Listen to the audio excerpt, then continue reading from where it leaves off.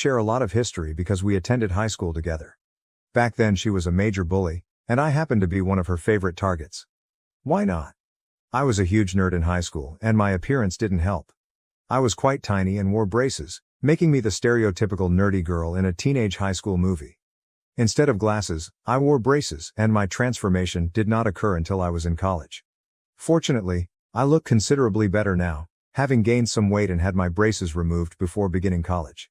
Not that there was anything wrong with my appearance before, but now I'm less likely to be bullied, which is all that matters. I met my spouse Andy at a college party a few years ago, when I was in my third year. He was 3 years older than me and previously worked as a DJ on the side. I got pretty drunk at that party, and because my apartment was so far away and no one else was accessible, he offered to bring me back. He was kind enough to drive me home and even wrote his phone number on the back of my hand, saying I could call him if I wanted because he liked me. The next morning, I awoke with a severe hangover, but knew I had met someone wonderful. I called him, asked him out for a date, and that was all. We got along incredibly well on that first date, and I felt I'd found the one. But there was one issue: his sister. On our first date, we discussed our families, and Andy stated that he has a sister named Steffi. I joked about having a high school bully with the same name, but he looked at me seriously and said it could have been his sister, who had some behavioral issues back then. When he informed me the name of her high school, we discovered that his sister was my high school bully. It felt embarrassing, but I didn't let it interfere with our time together. I told him it wasn't a huge thing because I preferred him over his sister, and he agreed. After 3 months of dating, we decided to introduce each other's families. While it was reasonably easy for me to introduce him to my family, he found it tough and unpleasant because he was aware that his sister and I did not get along well. I was anxious the first time I had supper with his family, mostly because of Steffi. But it didn't go that terrible. His parents were really warm and friendly to me, and Steffi was cold and aloof, but it was still better than how she treated me in high school. I preferred this new version of her since it was much easier to deal with.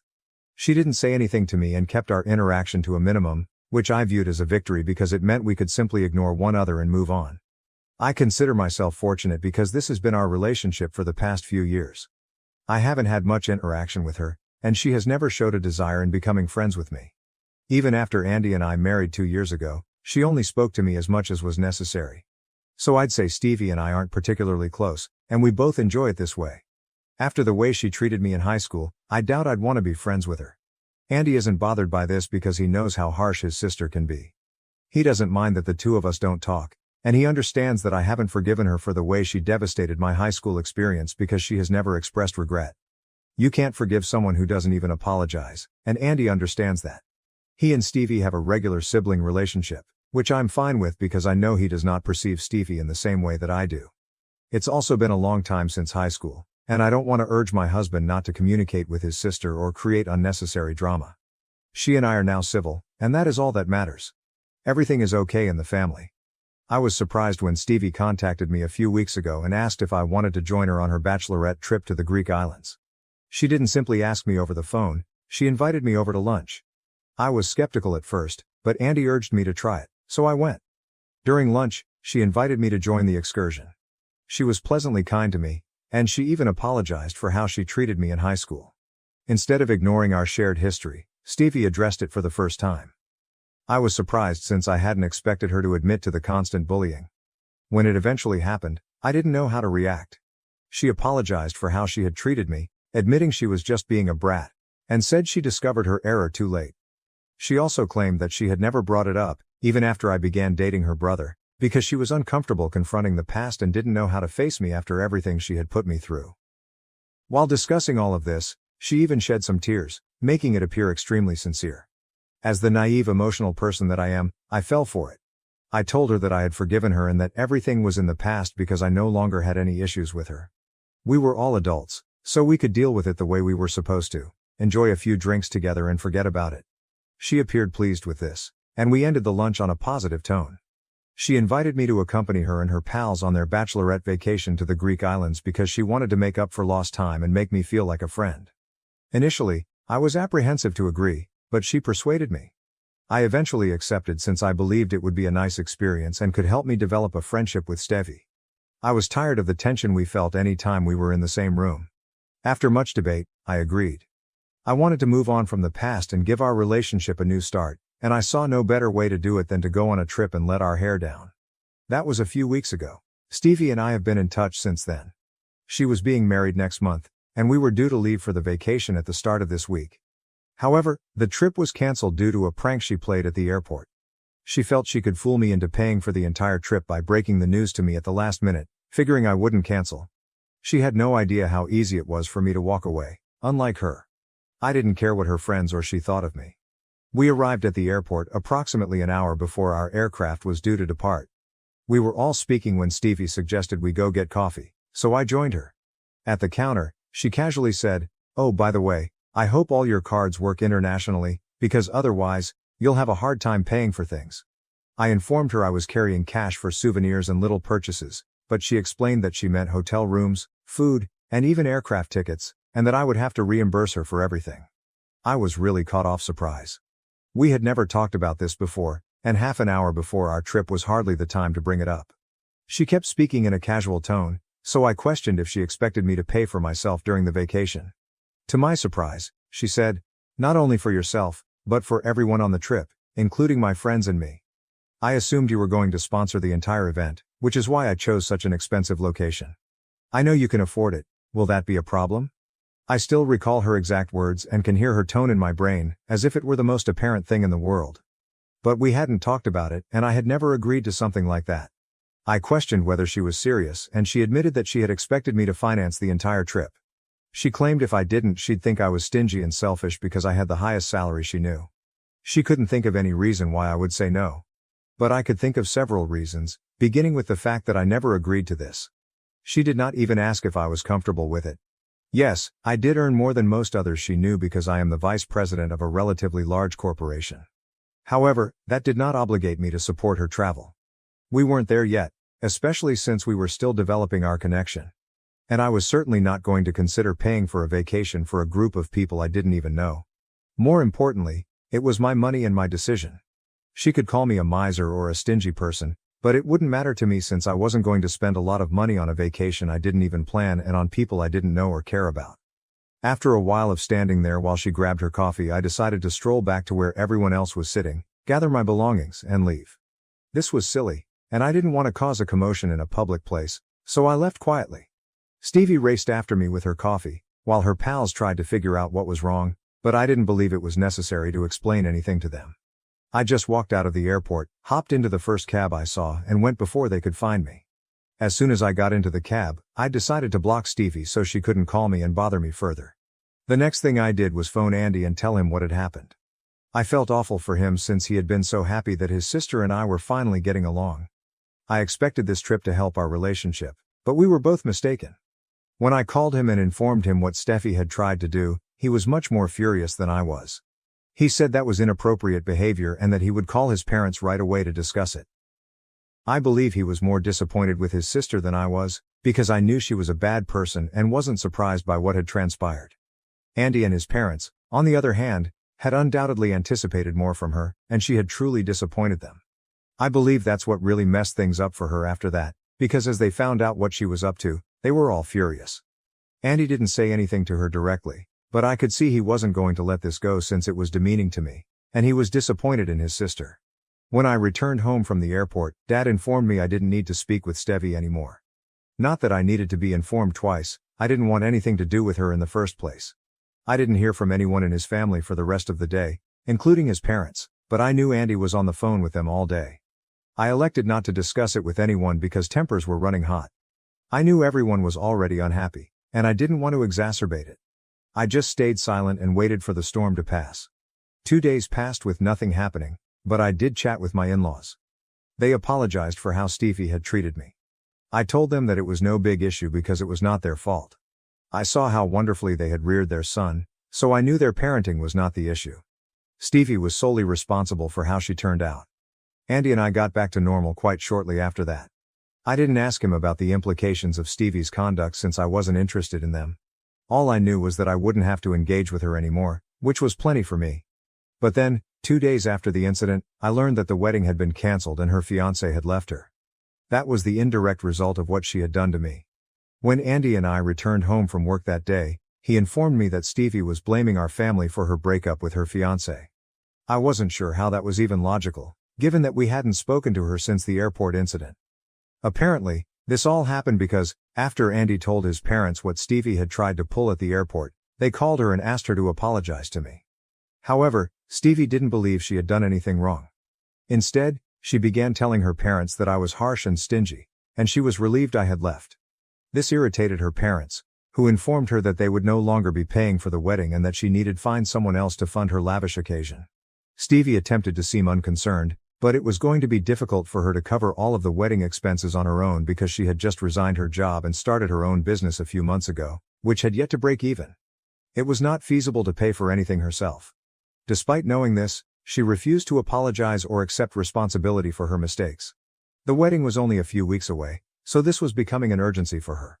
According to Andy, after speaking with her parents, Stevie informed her fiancé that her parents would no longer be funding the wedding expenses and that she expected him to take over. This sparked a massive dispute between them because it was clearly unfair for her to drop this on him with only a few weeks till the wedding. That fight eventually led to the cancellation of the wedding. After Andy told me the whole story, I asked him how he knew everything. He added that following the altercation with her fiancé, Stevie arrived at their parents' house and argued with them as well. She had blamed both them and me for what had occurred. She largely blamed me, which I thought was unfair given that I had nothing to do with the incident. Stevie stated that she had to cancel her trip with her pals because I refused to pay for it. She now believed she had to cancel her entire wedding and that her fiancé would most likely end their relationship. I strongly disagree with the vacation situation, because there was never any talk about me paying for it. It was absurd of her to anticipate that. However, I feel horrible that her wedding was cancelled. I've been feeling guilty about complaining to my husband and becoming so agitated over the situation. I guess I'm just sad for her because I know she was looking forward to getting married. Honestly, I'm looking for some reassurance. Is it my fault for whining to my husband about my sister-in-law expecting me to support her bachelorette trip for all of her pals at the airport? Update. First and foremost, thank you so much for informing me that I am not at blame here. I guess I needed to hear that. I was feeling bad about everything, and it didn't help that Stevie had been posting depressing things about being betrayed and such. It's been 5 days since the airport incident, and even though I've banned her everywhere, I know she's been posting bizarre sad phrases to get attention. When someone questions her about it, she tells them her side of the story while claiming to be the victim. Any sorrow I felt over her wedding being postponed has vanished because, plainly, she will stop at nothing to make me look like the villain in her story. I don't have to feel awful for her. She has even gone so far as to tell people that, while she anticipated me to stab her in the back, she didn't believe her brother would ever promote or tolerate something like this, but she was plainly mistaken, and her brother couldn't care less about her feelings. Again, I feel compelled to highlight that she had never asked me if I was comfortable or willing to cover the costs of the trip for her and her friends. The fact that she had to cancel at the last minute and return from the airport was totally her responsibility. According to her version of the tale, we had discussed it several times, but I flipped out at the airport, threw a fuss and left, which she considered a major slap in the face. She states that she and her friends had to return home without a trip, which was quite humiliating. It's infuriating how she's been spreading lies about me. However, I'm relieved that most of the relatives she's been saying this to have contacted me, as it seems out of character for me. I was able to clear the air and explain my side of the situation. Most people believe me, so whatever she's doing isn't working. She's coming across as a complete liar and moron. Andy told me he wanted to speak with her and tell her she couldn't keep lying about us, but I assured him there was no need. What she's doing is backfiring, and instead of harming our reputation, she's injuring herself. We can simply let her carry on. Update 2. It's been about 2 weeks since we learned that Stevie was no longer getting married. She had been complaining about us to all of her relatives, but it didn't work because most of them didn't believe her and turned to me for proof. I told them the truth, and within a few days, almost everyone knew what had transpired. She realized there was no use in attempting to make us appear terrible anymore, so she gave up. We assumed that was the end of the story, but evidently not. She has recently moved in with her parents because she and her fiancé broke up and she has nowhere else to go. Her fiancé, a good guy, had offered to let her keep the apartment while he moved out, but she couldn't afford the rent on her own, so she decided to move back in with her parents. Andy and I find it ironic. She had so much to say when her parents told her they wouldn't be supporting her wedding, pretending she had it all under control. But now her life is crumbling apart, and her parents are the only people she can turn to. My in-laws, being the nice people they are, took her in despite her bad behavior. But now that she's living with them, You'd think she'd have the common sense to stop talking negatively about me and Andy, especially in front of her parents, who are also Andy's parents. However, she is one of the most dumb persons I've ever met.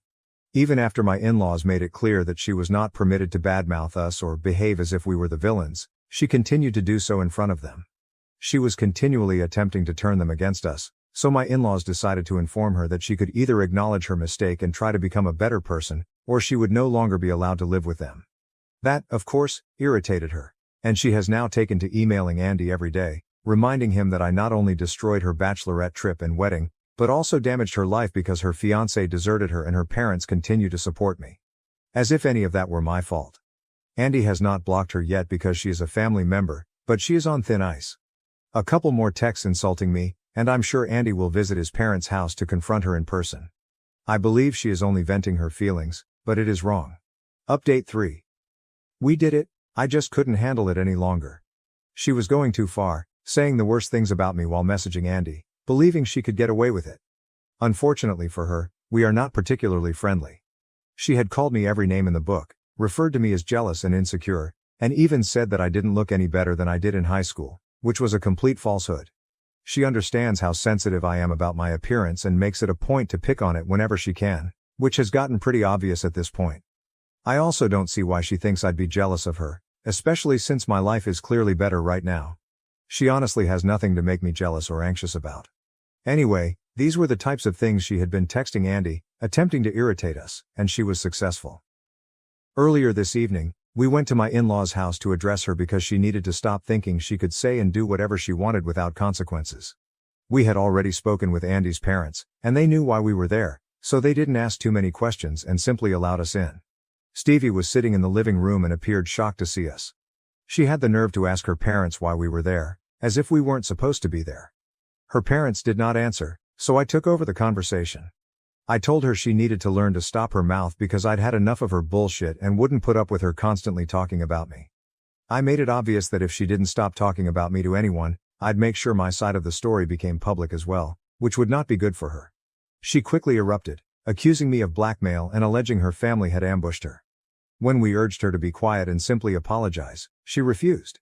Instead, she began packing her belongings and left within an hour, knowing she was no longer wanted and going to stay with a friend. I'm confident she'll be back in a few weeks because no friend will let her live rent-free for long. Given how much of a miser she is, I doubt she will pay when she can simply return to her parents and live for free. But for the time being, we are all free of her, and I must admit that I am much better off. I believe everyone would agree with me on that. Am I the asshole for telling my trans friend she needs to disclose that she's trans to the man she's seeing? Using a throwaway account for this. I have a friend, known her for years, since we were young and she was pre-transition. We're older now.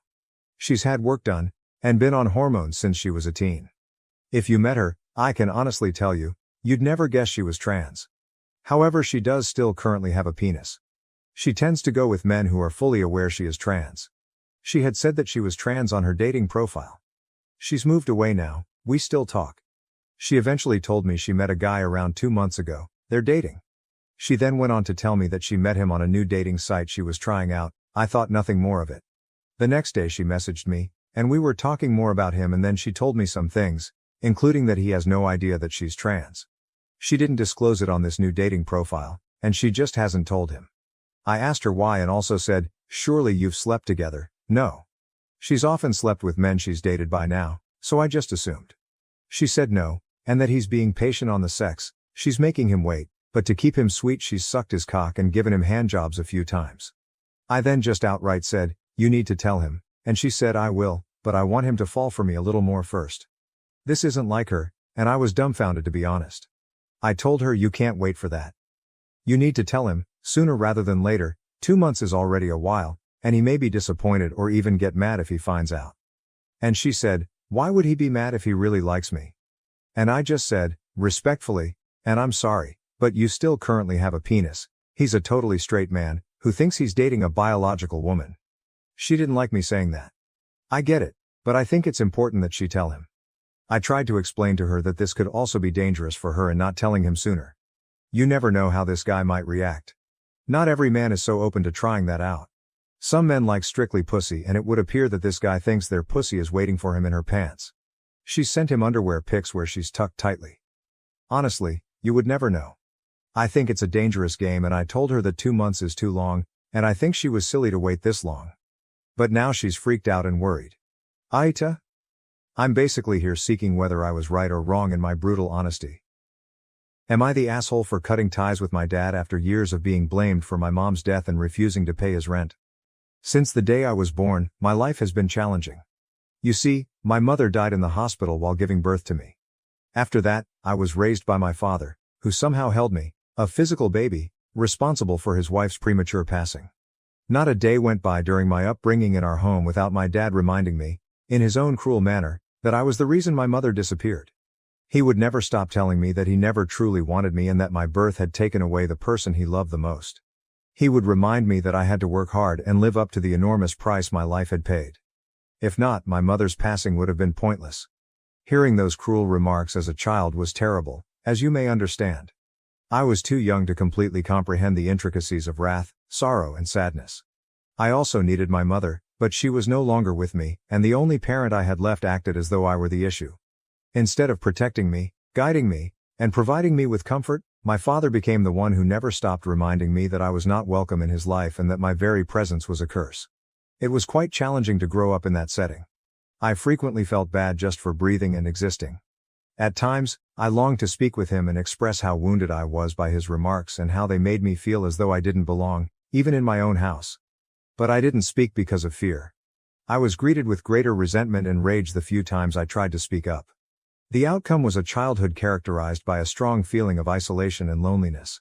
I felt like I was always on edge, trying to prevent my dad from being even more resentful of me, while other children had parents that supported them, consoled them when they were depressed and made them feel comfortable. The existence of so much resentment and hate toward that aspect of myself that I couldn't alter, the mere fact that I was alive, was just as painful as the absence of love. I made an effort to comprehend my dad's suffering in spite of everything.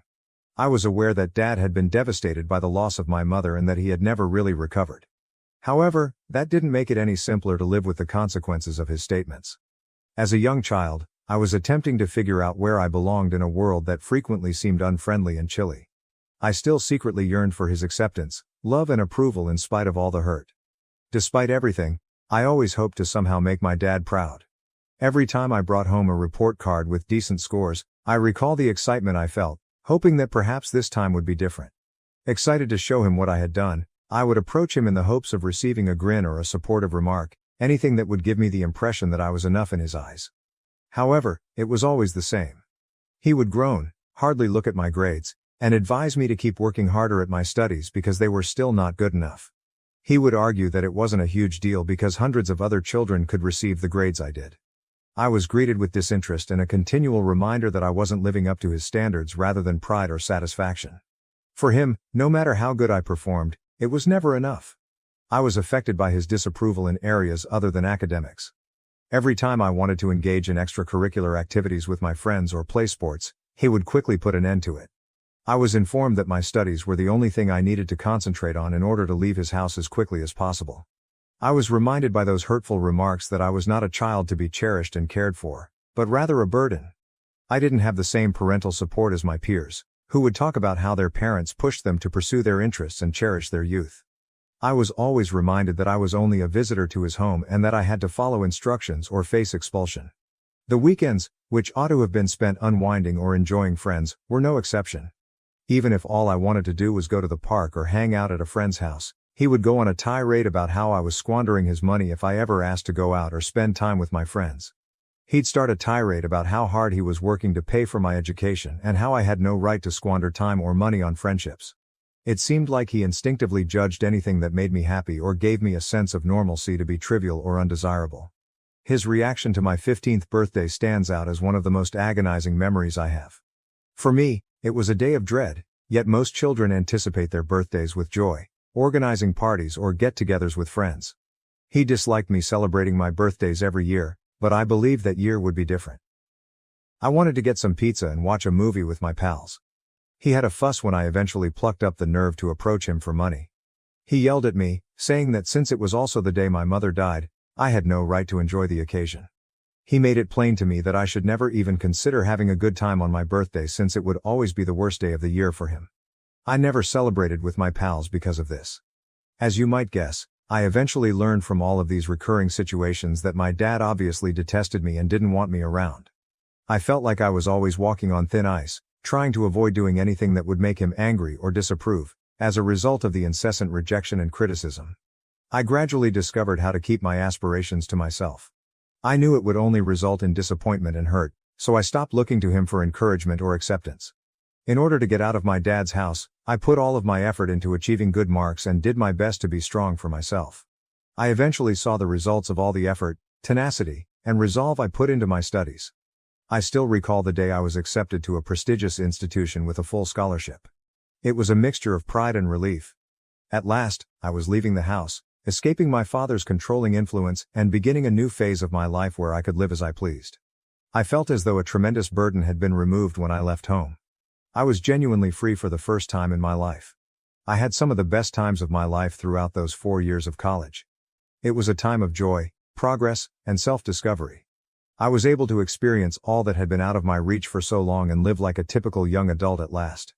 Even though he made an effort to exert greater control over me from a distance, I stopped listening to my dad. I'd had enough of living under his rule. It was time for me to take charge of my life and create the life I want. Even with my newfound independence and the excitement of college life, I never lost sight of my objectives. I maintained my good marks because I was eager to take advantage of the chance I had worked so hard to obtain. However, I also made sure to have fun and take advantage of everything that college had to offer. I joined clubs, attended parties, made new friends, followed my interests, and at last began to live my life as I had always dreamed. I met Sheila, my girlfriend, about this time. One of the most amazing and surprising things that happened to me in college was meeting her. There was something about Sheila that captured my attention right away. We are both very similar in that we are driven, ambitious, and career-focused. Beyond that though, our deeper connection was what truly set our relationship apart. No one else ever understood me the way Sheila did. The fact that we can sit together for hours on end without having to talk to each other is one of my favorite things about her. She lets me lose myself in my thoughts, which is really uncommon in relationships. I never feel under pressure to be someone else when I'm with Sheila. Whether we are sitting side by side, content in our solitude, or discussing our aspirations and ambitions, we appreciate each other's presence. For the first time in my life, Sheila gave me the genuine sense that I didn't need to bear the shame I had been carrying around for so long. She was able to see straight through the misery I had been experiencing.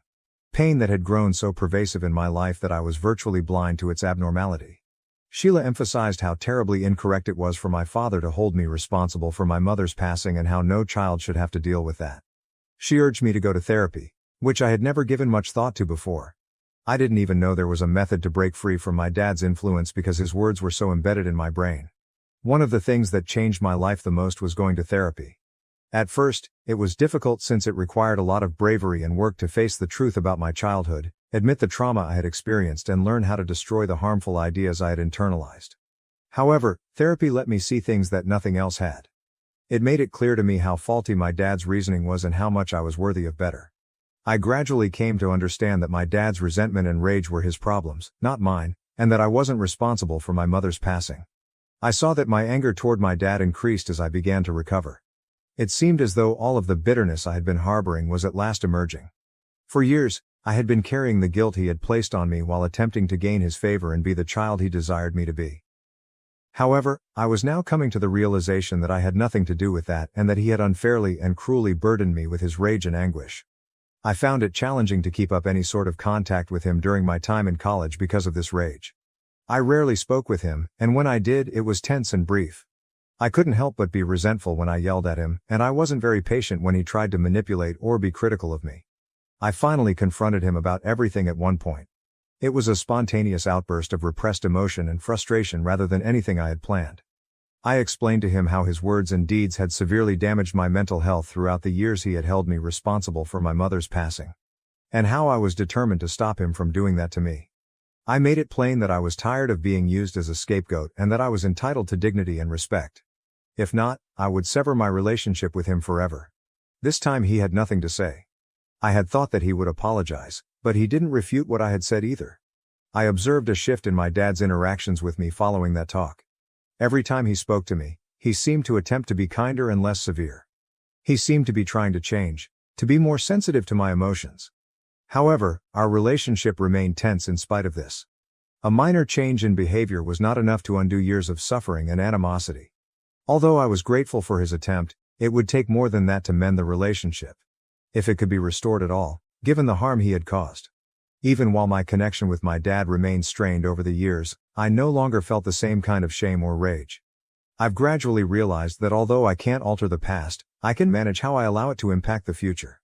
Sheila's encouragement and support have undoubtedly been crucial to this journey, and I am immensely appreciative of her for assisting me in realizing my worth as a person deserving of respect, love and happiness.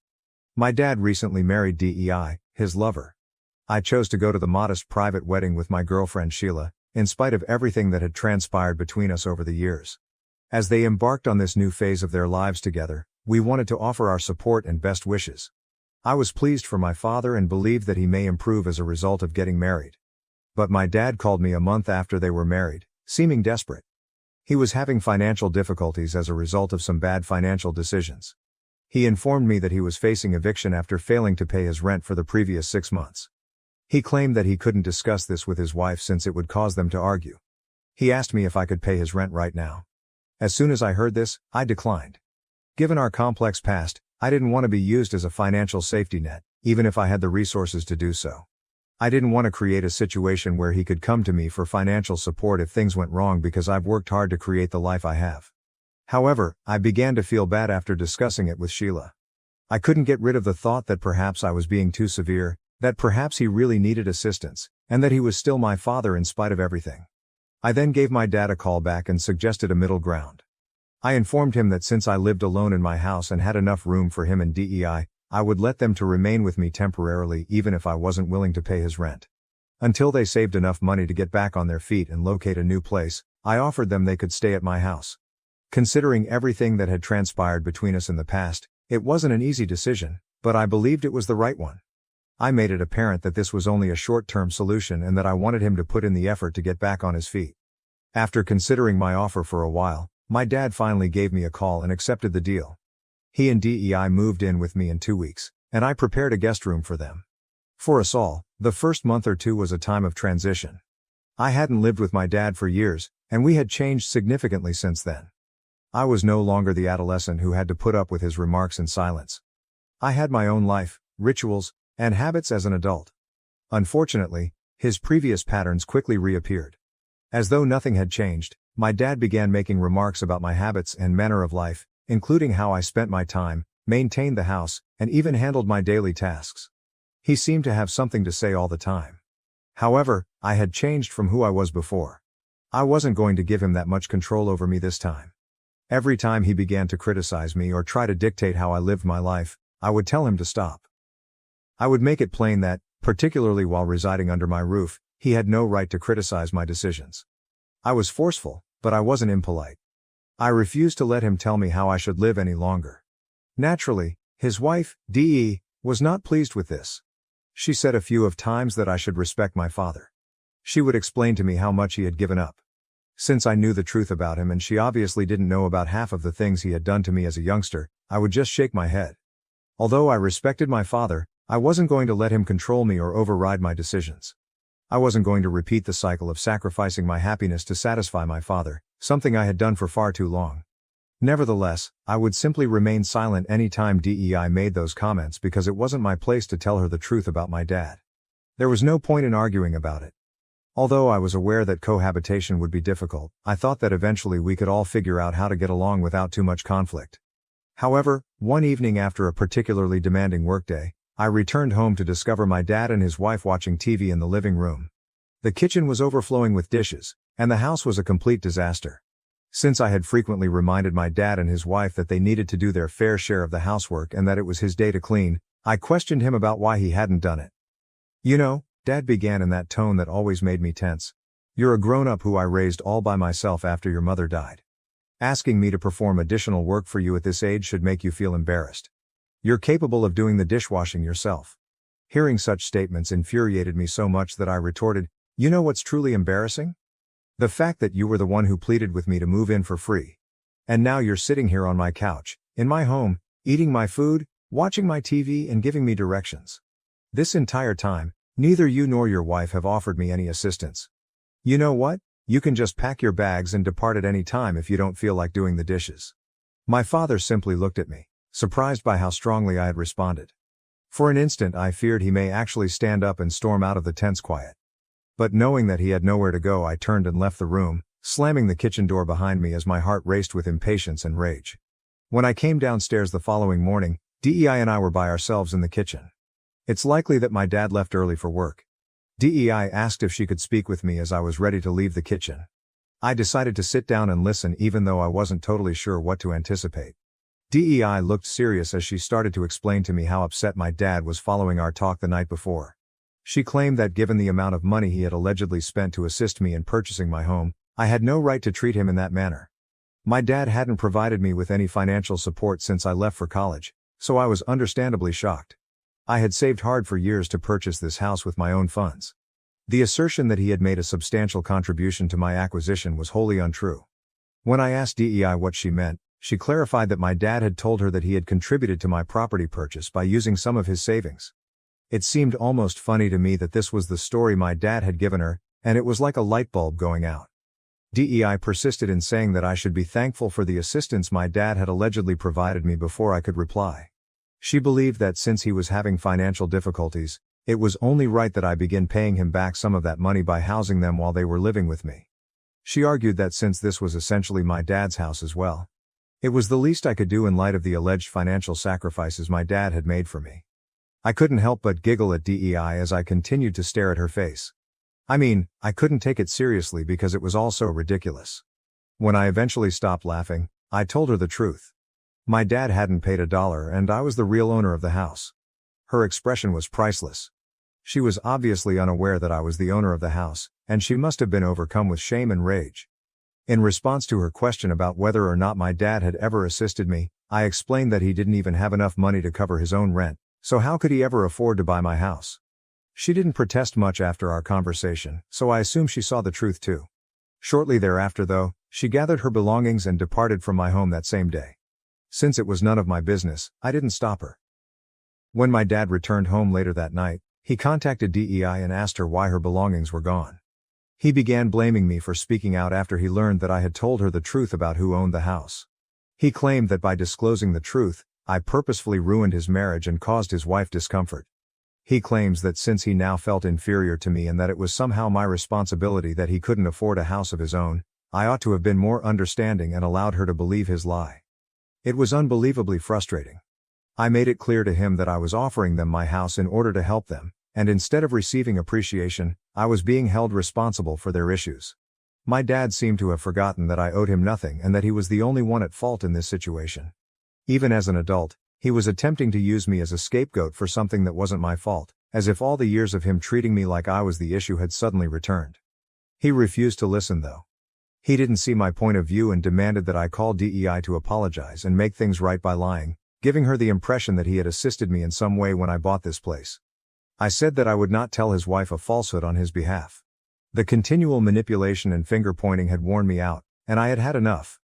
My mental health was beginning to suffer as a result of my dad's continual arguments with me, so I finally told him that I could no longer bear his presence. I requested that he get his belongings and vacate by the next day. I took the painful decision, but in order to preserve my own tranquility and sanity, I had to set and uphold boundaries. My dad argued that he had nowhere to go and begged for more time, but I was too upset at the time to give a damn about his predicament or his justifications. The following morning, I enforced my choice and forced my dad to vacate. Since DEI won't talk to him, my dad has been contacting me to whine about how I have destroyed his marriage and his life. He claims that a good son would never have ejected their parents and continuously blaming me for DEI's current situation. Update 1. I'm relieved that everyone is aware of the immense trauma my dad has caused me over the years. Many people have suggested that I get in touch with DEI and tell her the truth about my early years because she could not be completely aware of my dad's true identity. I've stayed out in his affairs up until now, but I think it's crucial that she understands the truth because he may have misled her about other matters. I'm going to get in touch with her and speak with her directly. Update 2. A week has passed since my last update. DEI and I finally got a chance to sit down and talk about everything. As it happens, she was unaware of the type of upbringing I experienced. I told her about my emotional trauma, blame, and the effects it had on me. She appeared astonished and acknowledged that Dad had presented a very different image of himself, suggesting that he was a struggling single parent who had given up everything for his child. I was so shocked that I had to shake my head. I told tales of my early years and how I was always held responsible for my mother's death. She conveyed her understanding and concern. I then told her how fortunate I was to get a well-paying career and how hard I had fought to establish myself during college. I was able to move into my own place and save money as a result. I explained to her that I didn't enjoy my father controlling everything around my house because, as a child, he never let me be who I was. DEI recognized my suffering. She then disclosed that Dad had lost all of his money as a result of gambling, and she hadn't told me about it before as he wanted to hide it and was too embarrassed about it. She clarified that she had flatly rejected my dad's initial offer to move in with me. She didn't feel comfortable living with me, so I suppose that's why my dad lied to her and said that he had helped pay for my house, which made her feel less bad about accepting the offer to remain with us. She was upset though, when she subsequently learned from me that his claims of helping with my house were completely false and really another ploy to achieve what he wanted. She went on to express her embarrassment at having to ask me for rent that day. I informed her that Dad was solely responsible for his falsehoods and that it wasn't her fault. DEI told me as we were leaving that she intended to take some time away from Dad to think about their relationship after our talk. Update 3. Hello everyone. I am aware that it has been 3 months since I last made any updates to this page. Since I requested my dad to move out, I have severed all ties with him. Although it hasn't been a simple decision, it is essential for my emotional and mental well-being. He tried to point the finger at me for everything the last time we spoke, but I stopped talking to him. I simply blocked him right away. I must say that I've been feeling a lot better ever since. I feel relieved and more clear-headed now that the pressure and manipulation have subsided. I feel as though my privacy and tranquility have finally returned. Sheila, my girlfriend, has been really helpful during this process. She has supported me, helped me process my feelings, and offered consolation and encouragement. Her assistance has had a significant impact, and I am truly appreciative of her. I'm gradually discovering a new sense of security and contentment now that my dad is no longer involved and Sheila is by my side. I'm concentrating on creating the life I desire, working for my objectives, and appreciating the good things in my relationship. Family betrayed me in court for my son's custody. Now they beg for help after my ex turned on them. I secretly recorded their confession. Hello, so this is going to be a little long because I need to include a lot of context for it to make sense. I, 33F, got divorced a few months ago, but it had been planned for over a year. I met my ex-husband James through friends when I was 25 and after 2 years of dating, we decided to live together and marry. His family was quite conservative and traditional and they did not approve of live-in relationships, so we had to marry if we wanted to be together. I genuinely liked James, so I didn't mind marrying him. My parents supported our decision, so we married. Within a year of living together, I discovered that I was pregnant, and we were ecstatic. It seemed like our family was finally coming together and everything was falling into place. Unfortunately, after I revealed my pregnancy, my in-laws began pressing me to quit my career and focus on being a mother. It didn't help that my job was not very generous about maternity leave, and because I hadn't been there long, my leave would be especially brief. So at the time, I considered the advantages and cons and decided to leave my work. I didn't make this decision alone. James and his parents were convincing me it would be the greatest decision in the long term, so I just had to do it.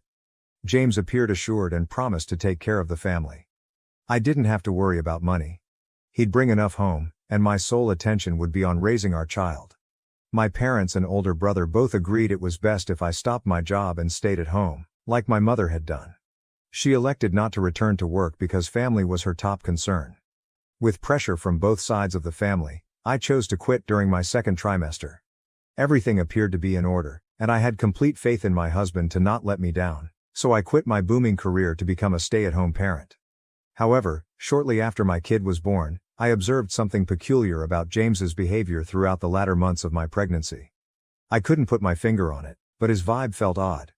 Sure, he seemed joyful when our baby was born, and I expected things to return to normal, but unfortunately, they worsened. He got angry around me, and if I tried to speak with him, he snapped. He only seemed genuinely happy when he was playing with our son. Aside from that, it seemed like he was constantly annoyed to be at home with me. He started working longer hours, and even on weekends, he made excuses not to spend time with me. I didn't understand what was wrong, but I kept trying to make our marriage work. Unlike him, I still loved him and refused to give up on us. This pattern persisted for around 2 years following my son's birth. James stayed at work longer than required, and even when he came home, he wasn't truly with me. I couldn't really complain since whenever I tried to talk to him, he said he was too exhausted from work. And it was not an easy chore for him to be the sole breadwinner for the household, which was really disrespectful to me because I was perfectly capable of earning money for myself. But I had to rely on him since he promised to make things easy for me. I even asked him a few times if he would rather that I returned to work so that we could split the bills and he didn't have to face all of the pressure. However, he claimed that would be an insult to him and his abilities, and that his parents would never accept. We'd have a difficult time with them if I went back to work. So I stayed at home and raised my son, which was the only thing that made me happy because James had changed. He was no longer the man I'd married. About a year ago, I discovered that James had an affair with one of his co-workers. It was quite difficult for me to find this because I had been skeptical for quite some time. I even snooped through his phone and laptop while he was sleeping and discovered nothing. I knew all of his passwords because he had written them down in his notepad, but that didn't help.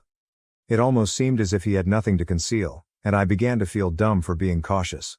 I even searched through his possessions for a burner phone or anything odd, but I found nothing. I began to suspect that I was being overly paranoid and insecure. But as luck would have it, I witnessed his cheating firsthand. About a year ago, James and I were organizing a spectacular birthday celebration for our son. He'd invited the co-worker he was fooling with. She was a single mother with a youngster around our age, so I wasn't surprised she got invited. James had informed me she was a very close friend, so I saw nothing wrong with her being there. After my son had cut his birthday cake, I went upstairs to change into more comfortable attire for the celebration. When I got into my bedroom, I saw James and his co-worker making out. She was seated on his lap. It took me a few minutes to grasp what I saw. First and foremost, it was in my bedroom, which exacerbated the situation. Second, they did not even pause when they heard the door open. I had to walk up to them before they noticed I was there. I'm quite sure they felt it was great to make out in my bedroom, at home, just for the thrill of it. But they obviously did not anticipate me to have a complete breakdown. I'm not proud of it, but discovering that what I'd believed for so long was true sparked something inside me. I grabbed the co-worker's hair and began dragging her out of the room. According to what I was later told, James is physically stronger than me, but he was unable to stop me. I can't recall much of it since I had a rage blackout. I carried her downstairs, James following behind me, and tossed her in the center of the room when everyone was still present. I don't recall much of what I said, but I supposedly called her various disparaging names and informed everyone what she and James were up to in my bedroom. I didn't care if my kid or his pals were present. Looking back, that was really uncomfortable and inappropriate, but I didn't consider it at the time. I screamed at the top of my lungs. My parents, brother, and in-laws were all present. My father eventually calmed me down and returned me to my room. Once inside, I completely broke down and sobbed uncontrollably. But rather than staying with me to console me, my father locked me in my room and returned downstairs. I should have known then that my parents did not genuinely care about me. I knew they were more concerned with appearances than reality, but this was absurd. Nobody came to check on me over the following several hours. Even after I calmed down, I had no idea what was happening outside. I didn't have my phone, so I couldn't reach anyone. It wasn't until after midnight that my brother unlocked the door and allowed me out. He didn't even inquire how I was. They probably would have kept me in the room longer if I hadn't started banging on the door like a crazy lady. When I got out, I asked my brother what had transpired since I was locked in. He informed me that practically everyone had fled following my collapse. He also told me James had departed with his parents and our children. My parents, brother and I were the only people left in the house. My brother let me out to discuss what we should do next. But in my family, discussion means telling me what to do. They informed me that I needed to apologize to everyone for how I had behaved at the party. Not only that, but I also needed to apologize to James and his parents. Apparently, James had difficulty convincing his coworker not to file charges against me because what I did to her was technically an act of physical assault. My family told me that I owed it to James to speak things out and work on our marriage rather than making this a bigger deal. I lost it. I screamed at them to leave my house because I was not about to allow anyone stand under my roof and order me to apologize to my unfaithful spouse. I got into a heated argument with my family because they told me that I owed it to James to make things right and give the marriage another try, or they would sever ties with me. So I told them to go ahead since I had gotten to the point where I didn't care what anyone thought of me. I was going to file for divorce and get out of this situation without anyone's approval. I phoned a lawyer the next day and filed for divorce less than a week after the occurrence. James was served shortly after, and he had the arrogance to express disappointment and disbelief. He returned home the same day he was served with the divorce papers and demanded an explanation. I told him I was not going to take him back after what he had done and how he had disrespected me. We had a nasty verbal argument in which I called him a lot of names, and he promised me that I would never see my son again. I had no idea he would actually keep his word. Then the legal struggle started. We had very few common assets, so the divorce proceedings were far smoother than the custody battle. The house belonged to me because I bought it with my own money, and there was no doubt about that. Everything else was to be auctioned with the earnings divided between us. We only had to wait the 6-month waiting time mandated by the state, after which the divorce would be finalized if a settlement was made. The only disagreement was about alimony. Because James forced me to quit my work and I didn't have enough money. I needed alimony to start anew. He, however, believed that I should not receive any alimony at all. Fortunately, I had a few texts that demonstrated he had promised to support me. Otherwise, I might not have received any. The divorce process was easier for me emotionally because I had already distanced mentally from James. However, it was the custody struggle that truly killed me. Unfortunately, my parents and brother stabbed me in the back for cash. My ex-husband and his lawyer were nasty, and they started building a case against me, painting me as an unstable, reckless, and insane mother. They wanted to show that I was unfit to raise our son alone, so James and his parents should gain full custody. I assumed my parents and brother had been bought off by my ex-in-laws because they were wealthy, and I couldn't think of another reason for my own family to turn against me. I'm very sure my family warmed up to my in-laws from the start because of their money. James accused me of being a functioning alcoholic with serious rage issues. They made up situations in which I allegedly lost my temper and endangered my son, even though none of this had actually occurred. They needed to portray me as the villain. I expected some people to side with me, but all of my friends supported James, which I believe was owing to my breakdown at my son's birthday party. The worst betrayal, however, occurred when my parents and brother testified against me in court, stating I needed rehab and intense therapy before being permitted to see my son. They even suggested that James cheated because he was tired of coping with my unpredictable behavior. Despite a good fight with my counsel, I was unable to win custody of my son. The odds were stacked against me, and there was little I could do to prevent the inevitable. My lawyer and I worked hard to gather proof to prove I was a decent mother, but it all went to waste. The decision was revealed a few months ago, and it was the last time I saw my kid in person. I was granted supervised visiting privileges, but James never let me see him. It was pointless. My son is now 4 years old, and I'm constantly concerned that he'll forget me. According to a few relatives that remain on my side, my family continues to see my son. They routinely publish images with him, but I can't see him.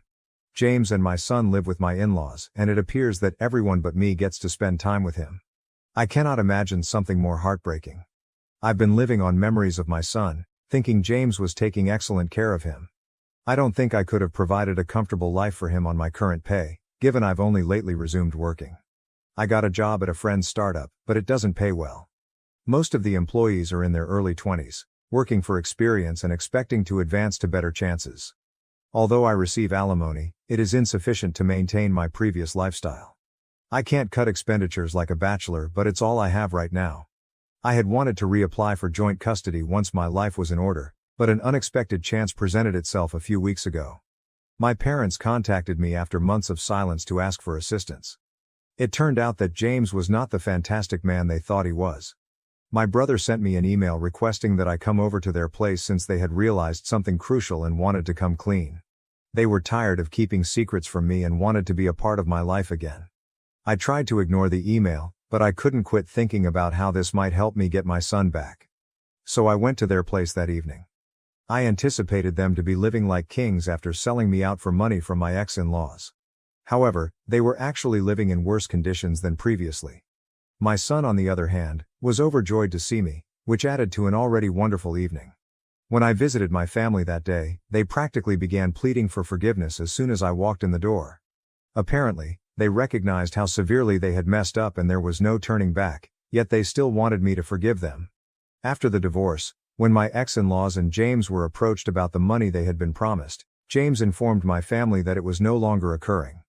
Apparently, they had just been told that they would be well compensated if they turned on me and testified in their favor. However, there was no written evidence to support it. If my relatives tried to go back and inform me about everything, James and his family would make sure they never saw my son again. So, for the protection of my son, they agreed to keep their mouths hidden. Even though they had not been paid as promised. But things grew worse. They were not only pushed into testifying against me, but they were also treated as free babysitters.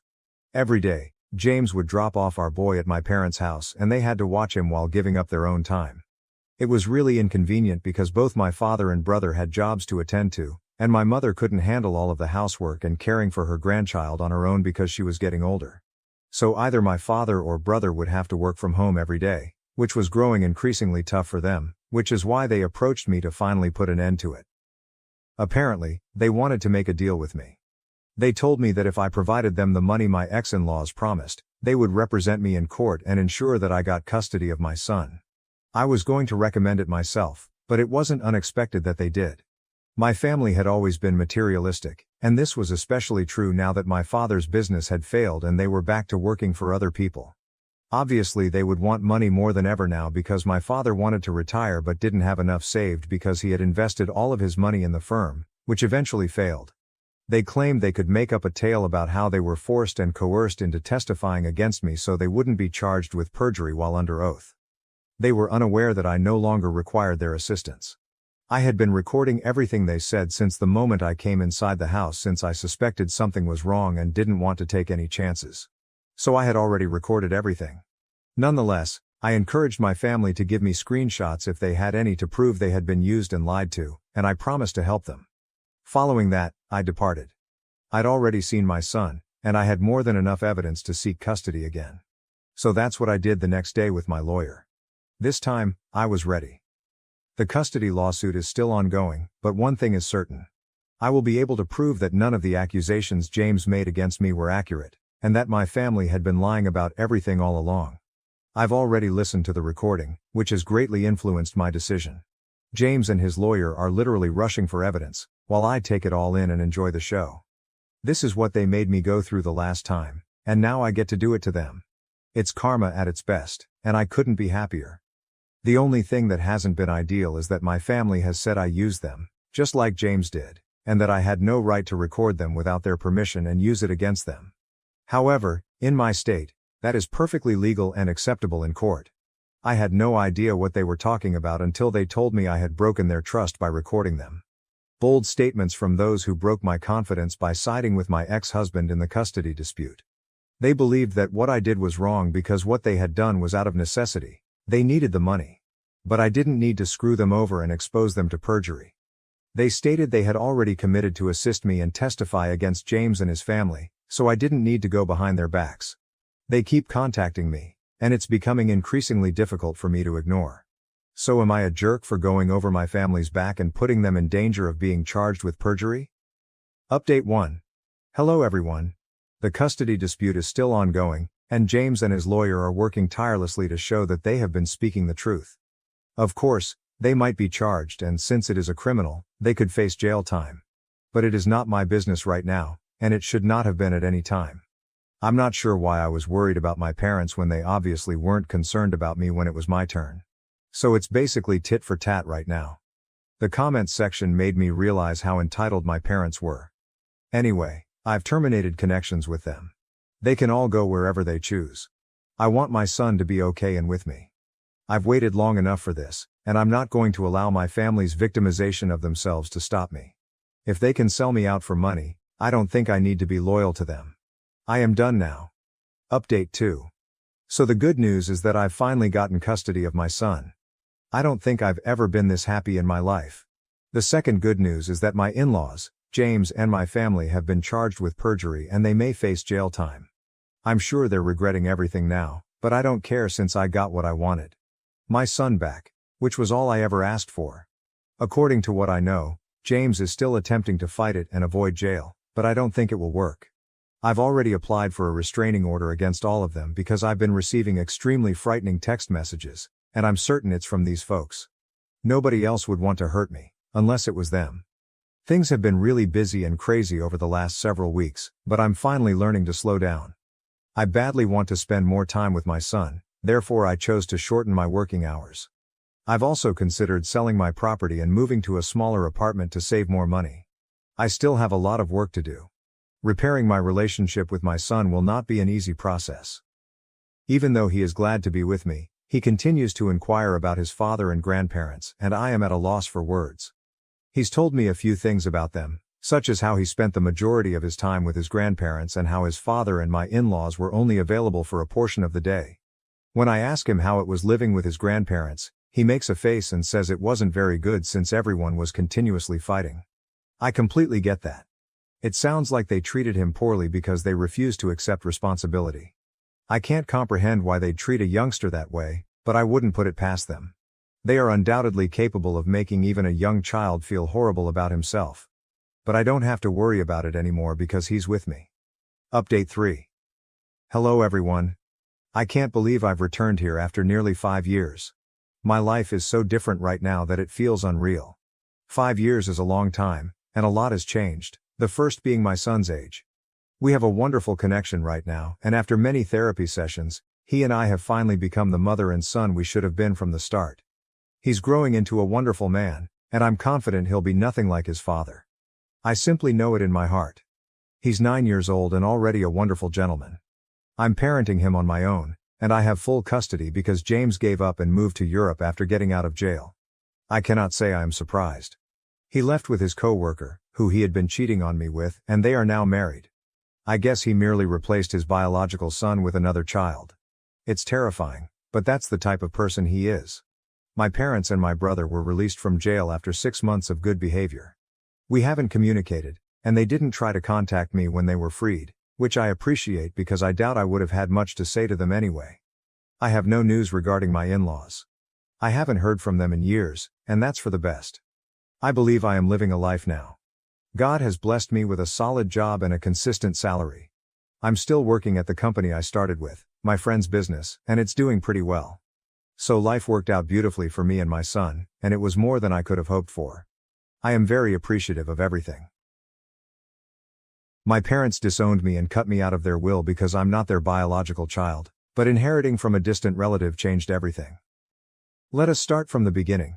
My life changed dramatically when I was 14. Around this time, my mother decided to relax again, this time with a man whose previous marriage had produced a son. Jake, already 3 years older than me, was 17. Let's also admit that we didn't get along right away. The ink on their marriage certificate had hardly dried when the tension began to rise. At first, it was the tiny issues that arise when strangers are notified that they are suddenly family and brought together. Jake would leave dirty dishes in the sink, assuming they would clean themselves. Of course, I was the one who got a lecture from my mother or new stepfather about the kitchen mess. Alternatively, I would see my shampoo disappearing faster than usual, only to discover Jake with perfectly maintained hair that appeared to have resulted from using my favorite product. It was strange, but I felt upset by more than just Jake's antics. Tom, my stepfather, handled things in the same manner. I seemed to be the problem whenever things went wrong. He'd think I was responsible without even asking. Then there was my mom. She was too focused on making this new family dynamic work to see what was happening. She'd brush it off, cover for Jake, and pretend everything was fine. I could immediately detect the difference in expectations. Mom and Tom announced they were expecting a kid around a year into our difficult living situation. At that time, everything changed. Suddenly, everything revolved around the newborn. The house required renovations, and guess which room was chosen for the nursery? Exactly, mine. I was shoved into a cramped, claustrophobic guest room with barely enough room for my possessions. It felt like a demotion, a clear sign of my role in this new family structure. A few months later, Nathan, my new half-brother, was born and quickly became the center of attention. Jake felt the same shift and grew even more entitled. He dropped out of college and moved back home, bringing with him a whirlwind of late-night parties and questionable pals who came and went at all hours. Tom dismissed my protests about the noise and trash, while my mother simply looked sorrowful, as if to say, "What can we do?" It was infuriating. I started spending more time at friends' places, anywhere I could find routine. My escape ended up being school. I stayed as long as I could, joining every organization and taking extra classes. It was more than just adolescent defiance. It was about survival. Home became a place where I always felt as if I was walking on eggshells, waiting for the next explosion. It was suffocating. One evening stands vividly in my mind. I got home later than usual to find the house utterly still. A note on the refrigerator indicated that they had gone out to dinner, without me. I hadn't even been invited to this family supper. That note struck harder than I expected. I felt invisible, as if I did not truly belong. And it stung. Not shortly after my 18th birthday, everything almost broke. I felt Tom disliked me having any excuse to leave the house, despite the fact that I worked part-time. He repeatedly told me that it would jeopardize my academic progress. Then one evening, I returned home to discover my room utterly trashed. Jake hosted a party while my mom and Tom were gone, and my room suffered as a result. A broken lamp, alcohol stains on my project documentation. It was an outright breach of my privacy. I challenged them at breakfast the next morning. Tom responded coldly and contemptuously, "You should have been more responsible with your belongings." My mother simply sighed and whispered something about families coming together and letting go. I had finished letting things pass. Everything I did during those years seemed to be scrutinized, but not in a way that suggested concern for my well-being. Rather, it appeared like they were waiting for me to make a mistake so they could blame me. Jake, who had turned into a professional couch potato, appeared to get away with it all. Although Nathan, my tiny half-brother, was still a child, the amount of coddling he received revealed who the favorite was. I remember one time when I was working on a large science project that I found really interesting. Even at home working on it was nearly impossible. I desired silence, so I set up a workstation in the corner of the living room. It felt like I was trying to build something delicate in the heart of Times Square. I eventually had enough. Jake would play loud music, Nathan would run about shouting, and Tom would complain about how my project was taking up too much space or making a mess. After packing, I went to see a buddy, whose parents allowed me to work in their tranquil dining room. For the first time in what felt like forever, I was able to concentrate. That was when I realized how odd my home life had become. My friend said, "You're always welcome here." The invitation was easy, yet it meant everything to me. For me, home was just a place I couldn't wait to leave. Home is supposed to be a secure refuge, yet every hour away from it helped me breathe a little easier. I started working extra shifts at my job. Of course, Tom didn't like it. He frequently mentioned my job as a distraction from school, but I knew why he disliked it.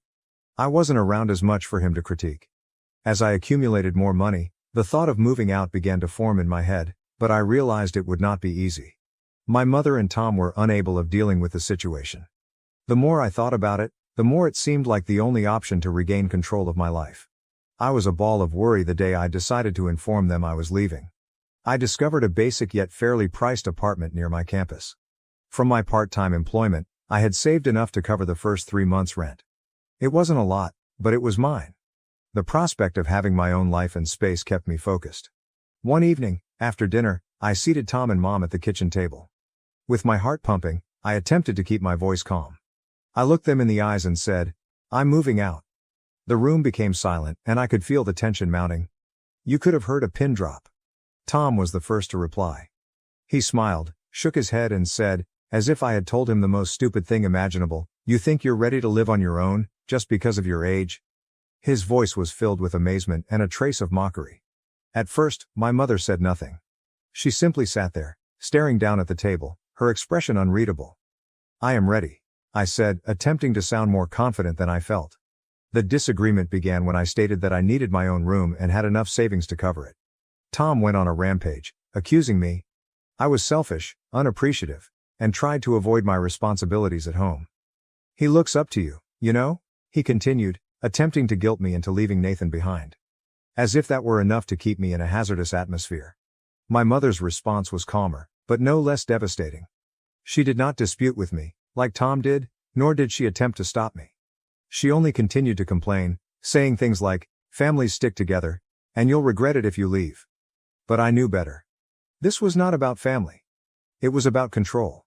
I stayed put not because I just desired my own space, but because I needed it for my emotional and psychological well-being. I felt like an outsider in my supposed home. I was tired of being held accountable for things beyond my control and of attempting to fit into a family that had made it apparent that I was not actually a member of it. I spent the following few days preparing. Every item I packed into a box felt like a step closer to independence, even though it wasn't easy. My mother entered my room on the morning I was supposed to leave. I readied myself for another battle, but it never happened. Instead, she helped me pack discreetly. Our conversation was brief. She asked whether I needed extra boxes or offered to donate old utensils. We both appeared to be avoiding the actual concerns, making light talk to avoid admitting that this was the end of something. Later that day, when I locked the door to my new flat, I experienced an uncommon range of feelings, including relief, grief, excitement, and worry. I was now living completely on my own. It felt simultaneously liberated and terrible. The first few nights were the most challenging. The flat seemed overwhelmingly empty and quiet. I found myself longing even the disagreeable sounds of home, like Jake's loud music, Nathan running around, and Tom's incessant nagging. However, as the days passed into weeks, I grew to cherish the silence. For the first time in years, I could actually breathe. I no longer had to tiptoe around the house, worrying about Tom's mood swings or whether Jake had hosted another party. I could come and go as I liked, eat when I wanted, and sleep uninterrupted. It seemed like I was finally discovering who I was beyond the insanity of my family. A new type of freedom. Life rapidly found its groove. I balanced work, education, and maintaining my modest apartment. It was not flashy, but it was mine. My connection with my mother and Tom improved slightly after I moved out of their house. I kept my distance but saw them sometimes, which made things easier. Then, unexpectedly, I received a call from my mother. Her speech was muted and more light than normal. "Tom's been thinking about his will," she added, simply as if discussing the weather. "He wants to make sure everything is in order." I reacted hesitantly, not sure where this was going. After a pause, she said, "He has decided to include Jake and Nathan but not you. Because they are his biological children, he believes it is more rational." There it was. It stings. Although I hadn't expected much from Tom, seeing it stated so bluntly hurt me harder than I anticipated. It wasn't about the money, but about the message. The reminder that, despite all these years, I was still not regarded as a member of the family. I forced myself to answer neutrally. "I understand." Mom, maybe sensing the hurt, hastily attempted to ease the impact. "You understand, this is just legal things. It doesn't impact our feelings for you, right?" Even if I didn't believe her, I allowed the conversation to divert to other issues. But the harm was already done. That night I laid in bed, staring at the ceiling, with that familiar sense of not belonging gnawing at me. Part of me wanted to confront Tom, demand an explanation, or simply tell him how deeply it hurt. However, another part of me questioned the point. For years, that family had not felt like a part of me, so why should it matter now? I ultimately decided to back off. I reduced my visits, stayed busy with school and work, and spent more time cultivating relationships with people who actually appreciated me, friends, instructors, and co-workers who loved me for who I was, not for what I could contribute or because we had once shared a home. These were the individuals that mattered. The anguish from Tom's will and years of feeling like an outsider began to recede. It wasn't an overnight metamorphosis, but the hatred subsided, though it would occasionally boil up, especially at family events, when I saw Jake and Nathan relishing in the spotlight. I began to realize that some things were beyond my control. I started establishing my own family and sense of belonging. A few months later, Tom recovered from his health scare and their lives resumed to normal. Then came the actual test. I was invited to a family dinner to celebrate Tom's recovery. I went out of responsibility, rather than choice. The evening was just as awkward as I expected. Tom talked about his recuperation. Everyone gushed about Nathan's newest academic accomplishments, and Jake boasted about a new job he had suddenly landed. I sat there relatively silent, and it was painfully obvious that I was the odd one out. However, this time it stung less. I had come to terms with my status in the family. I was the outsider, yet there were individuals in my life that cared for me for myself, not because of family obligations or shared DNA. I made an excuse about an early start and went after dinner. As I drove home, I felt a weight lifted from my shoulders. "I'm good," I told myself. "Really good." I dealt with the emotional impact, faced the truth of my situation, and emerged stronger and more confident in myself than ever before. For the first time in years I felt peaceful. But life had another surprise in store. Just when I thought I had finally achieved some calm and routine, everything turned upside down again. One afternoon, I got a call from a lawyer I'd never heard of. His tone was courteous and professional, but his voice had an almost apologetic aspect. "Am I speaking with Jessica Evans?" he inquired. "Yes, that's me," I explained, bewildered. "I'm calling about Margaret Evans, your great-aunt's estate," he explained, his tone slow and measured. "She passed away recently and named you as the sole beneficiary." For a little period I fell silent. I couldn't recall Aunt Margaret. She was one of those distant relatives you'd hear about but never actually knew. She didn't have any children, and I faintly remembered my father mentioning her once or twice as someone who had helped raise him. I hadn't seen her in years, possibly since I was a tiny child. And now I'm being informed she's left everything to me. I'm sorry for your loss, the lawyer said, breaking the stillness. She was a remarkable woman. Still absorbing his remarks, I blurted out a thank you. Then, half expecting it to be something simple, perhaps an old house or a few family heirlooms, I inquired, exactly what did she leave behind? Your great-aunt was quite well off, he said. Over the years, she made some excellent investments.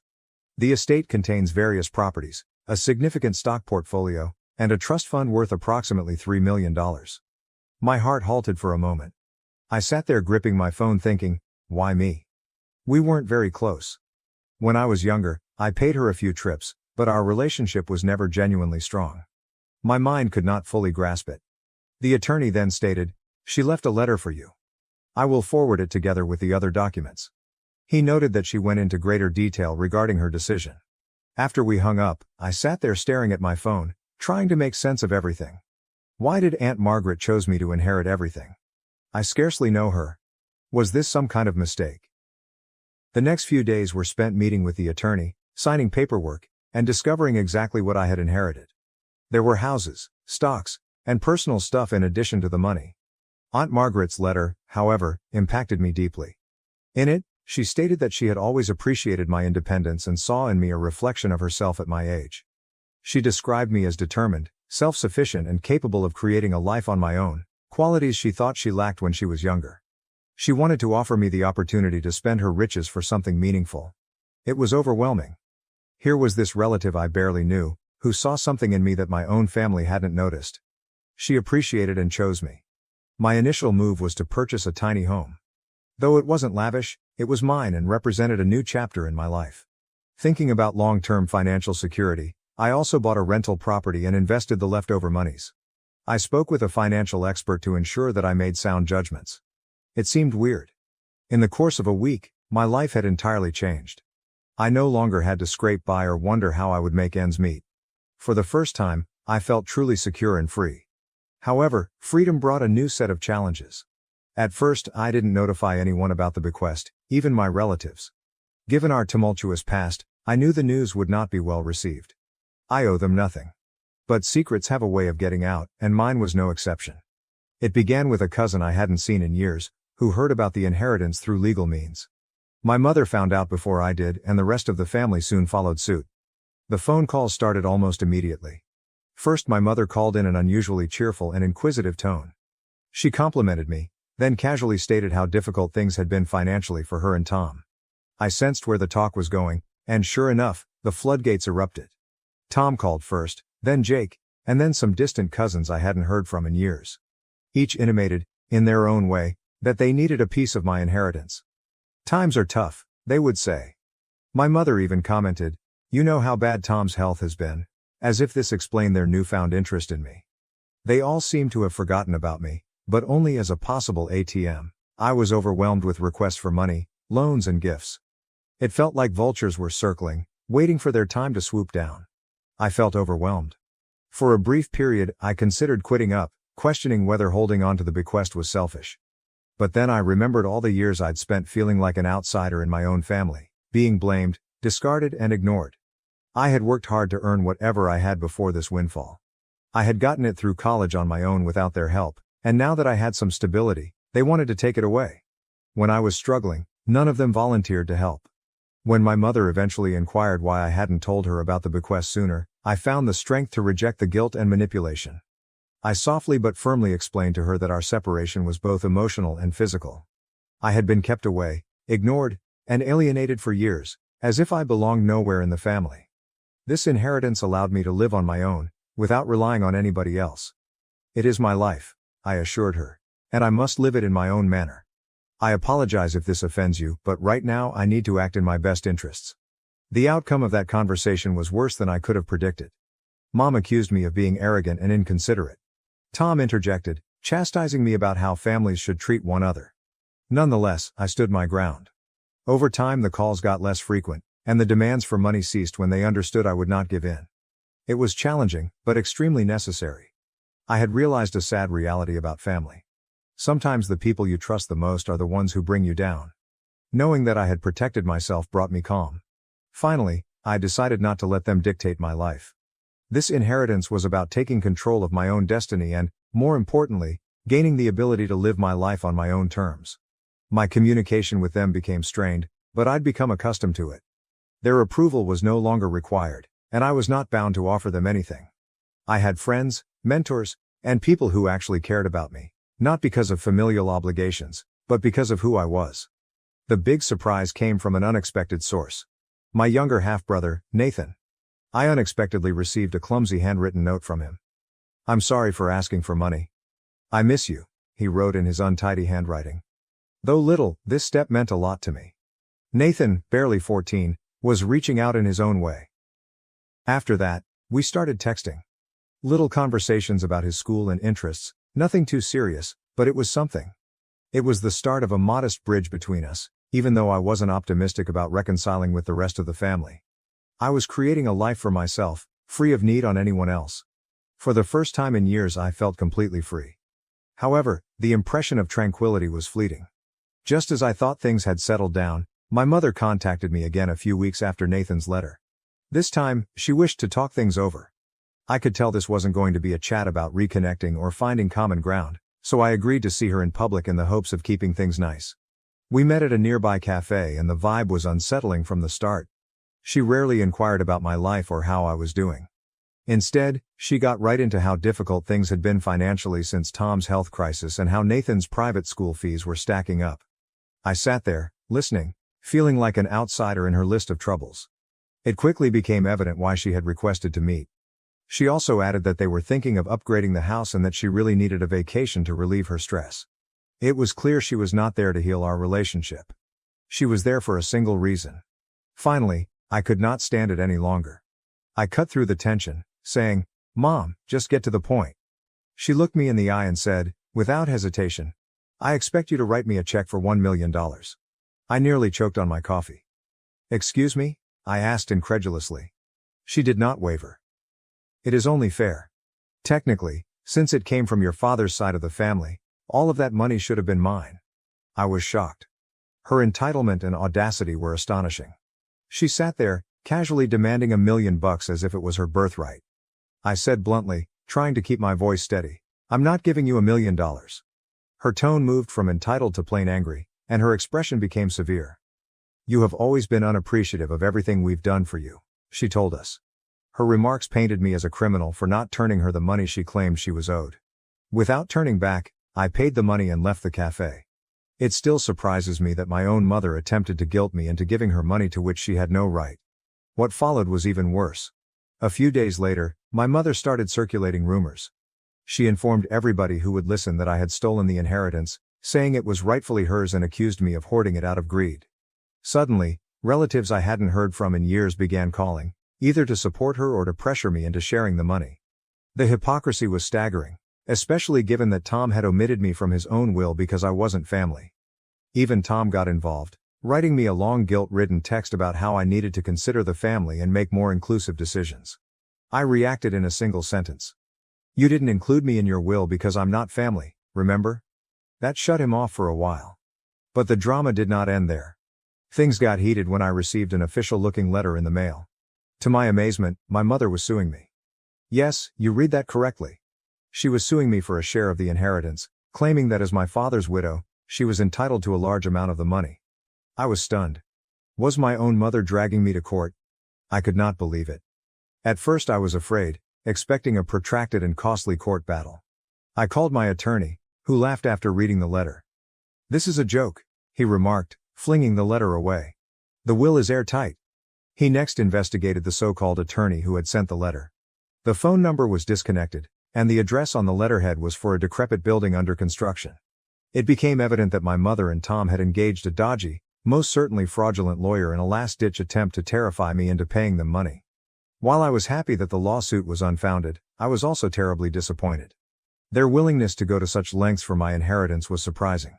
They had tried guilt-tripping and manipulating me, and now they were making direct legal threats. I was done attempting to salvage any sort of relationship with them. I understood I needed some distance. After the legal jitters passed, the emotional toll hit me hard. I was exhausted, sleep deprived, and the constant drama was affecting my mental health. That was when I realized I needed a vacation from everything. We decided to take a road trip after talking with some of our friends. Nothing extravagant, just a trip to a couple spots we'd always wanted to go but never got around to. It was just what I needed. Time to clear my mind, escape the chaos and, most importantly, consider what I wanted for my future. As we began the road, I couldn't help but reflect on how much had changed in such a little period. A year ago, I was barely making it in a house that never felt like home. I now had financial security, my own home, and the freedom to make my own judgments without interference from others. It felt liberating, yet also bittersweet. Growing up, I looked to my mother and stepfather for guidance and encouragement. To me, family meant having someone who would always have your back, no matter what. But through it all, I learned a terrible lesson. Just because someone is family by blood does not guarantee they are there for you in the ways that matter. Throughout the trip, I reflected a lot and realized that I didn't need their money, validation, or acceptance.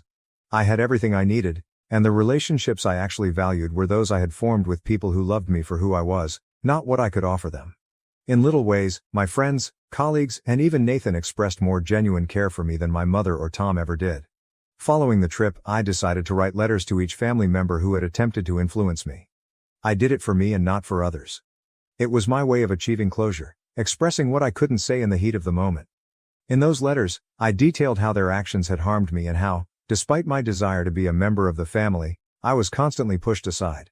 I wished them well and hoped they would move on, just as I had. The only reaction I received came from Nathan. His letter was modest but sincere. "I appreciate you delivering the letter. I miss you. Let us get together sometime." It wasn't much, but it was the beginning. Nathan and I might one day develop something real, free of obligation or manipulation. As for the rest of the family, I had finally accepted that we were better off at a distance.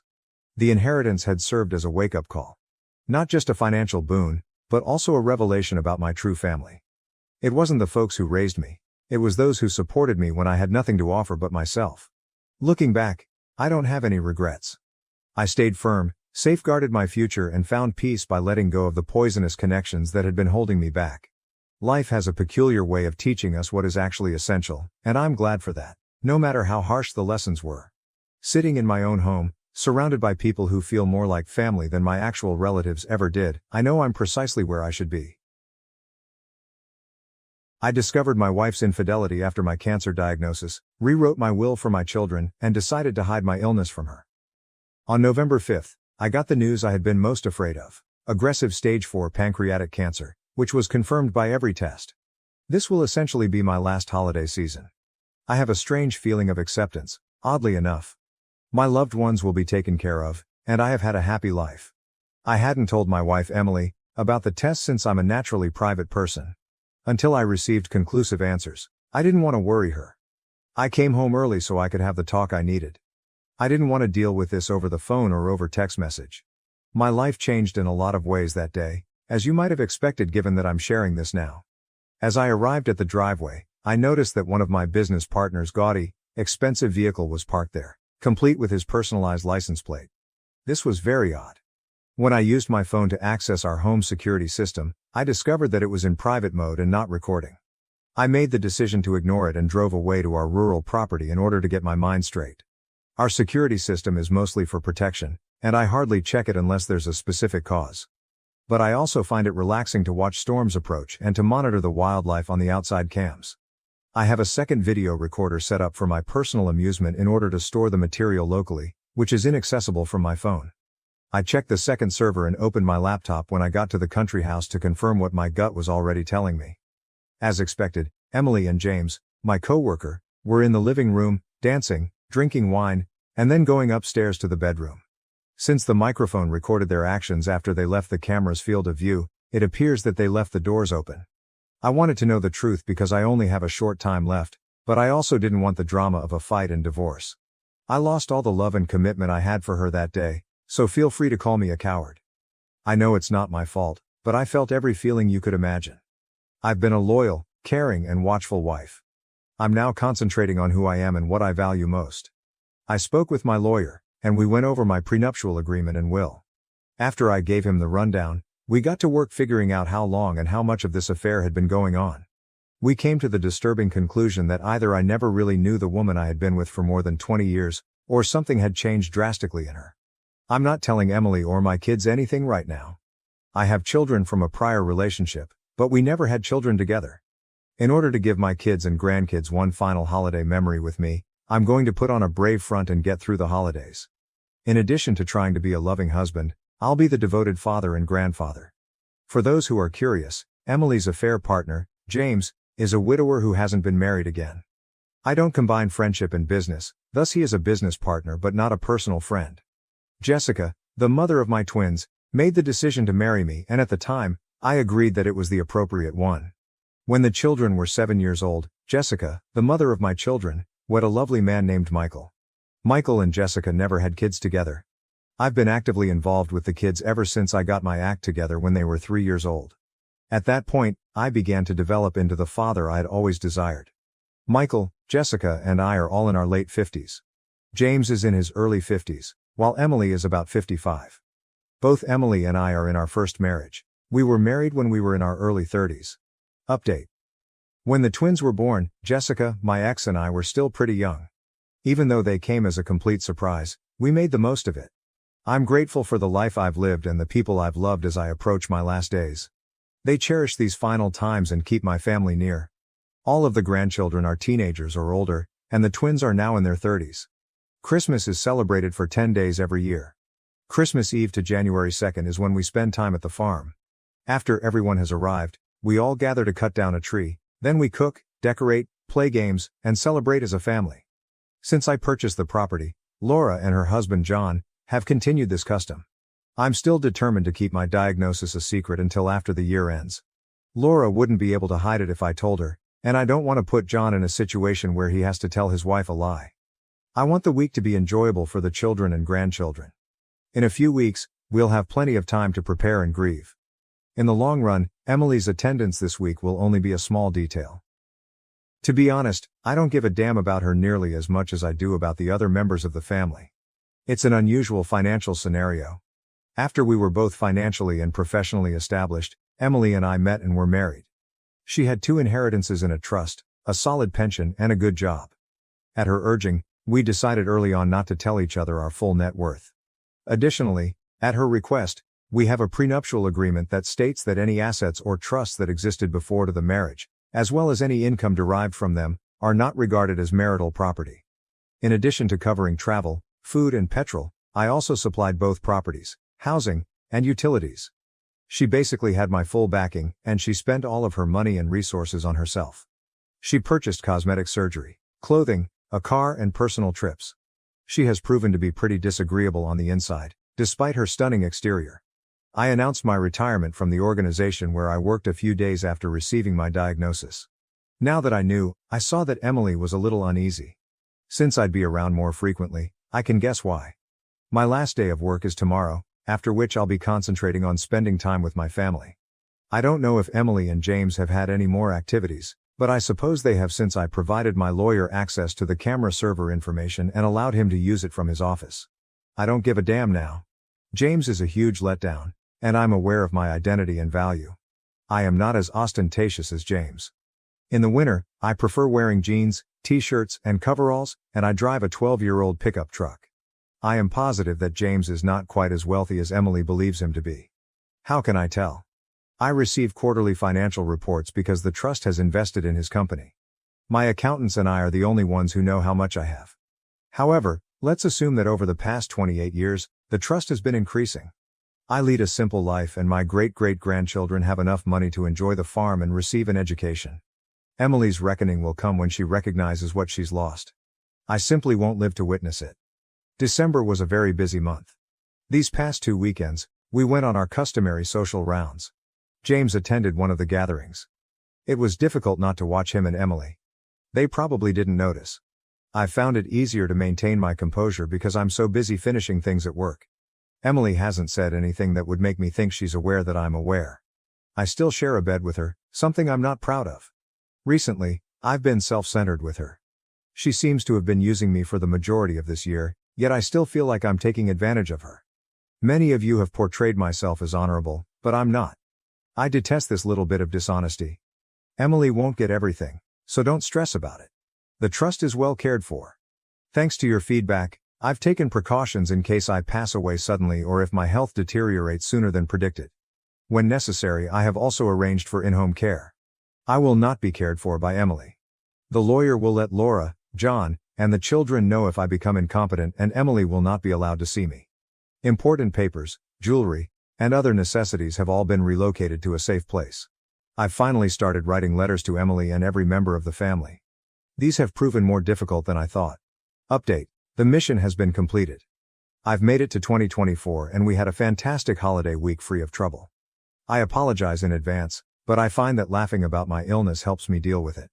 Recently, I've seen that I'm acting a little selfishly. I just have a few updates because everyone left yesterday afternoon. My week with my family is something I should treasure, therefore I won't discuss it. This week's observations regarding Emily. I genuinely believe that this is the first time she has betrayed me. She looked to suffer from spending the entire week with all of us. It's funny how someone's behavior makes more sense when you know something about them. The fact that she kept her phone a secret and frequently left our family get-togethers to get some air. The nicest part was when one of the grandchildren requested to accompany mom when she had to run into town. She performed nearly ridiculous mental acrobatics to resist taking the grandchild. I must admit that I asked, why not? In order to play along. Thus the affair is still going on. Now that I'm retired, she has been inquiring about my daily or weekly plans. After telling her, I inquire about her plans. To tease her, I'll propose that we have lunch later this week because I'll be in the same vicinity. A cheater's worst adversary is uncertainty. I had a meeting with my lawyer this morning. I requested him to draft documents after making some decisions. I signed a new permanent will in place of my temporary one, so it shouldn't need to be changed again. I had him draft divorce paperwork in anticipation of it all blowing out. She only receives 15% of our joint assets, such as furniture and housewares, according to the prenuptial agreement and the evidence of the affair.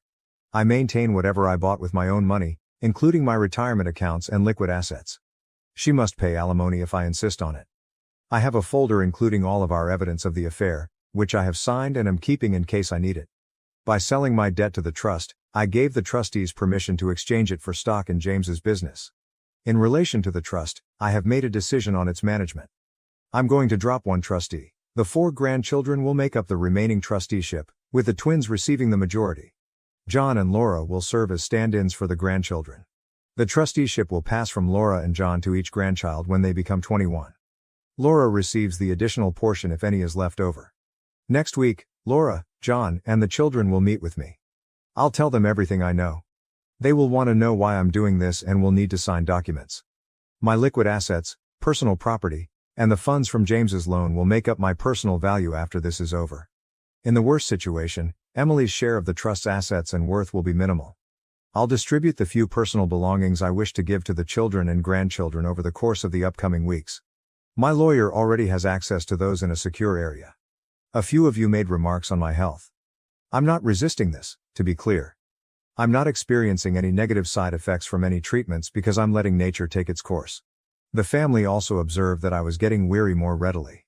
I dismissed it as simply growing older. The cough that started it all is still with me. My lung tumors were the cause of the diagnosis. I dismissed it as a persistent cough from a previous illness. When other problems start to surface, I anticipate things going south rather quickly, but by then, everyone will be aware. I want to be with the family as much as I can. With all of their various responsibilities, a big vacation would be difficult, which is why I found this week to be so crucial. It was the final time I could spend a lot of time with them all. We'll see, but I'm considering taking a quick trip for myself. I want to spend a day with every child and grandchild individually. That is my next objective. Update: the twins, Laura, John, my lawyer, and a notary came to my farm today. I've finished the things I needed to, and this process has gone about as smoothly as it could have. The family is understandably upset. The tension in the room was evident when everyone came and saw my lawyer and the notary. I requested that they simply sit and listen to me, and then sign the documents once I was done. I would respond to all of their inquiries after signing the paperwork. Everyone is aware of the trust. I informed them that it was time for me to give them authority over the trust. I explained how crucial the trust had been to my life, why I had established it, and how we had decided to keep it apart from my marriage to Emily. Additionally, I included instructions on how I wanted the trust to be used and managed. We clarified that the twins and the grandchildren would share the trust, with Laura and John serving as stand-ins for the grandchildren until they are all 21 years old. They signed the forms and had them notarized, which demonstrated their confidence in me. Following that, copies were compiled, and I fired the notary and my attorney. I thanked them for coming out on a Sunday after seeing them out. As usual, they were both polite. They were all silent when I went back to the dining room, which was also being used as a conference room. The first person to break the hush was my daughter. It was not so much a question as a stream of thought.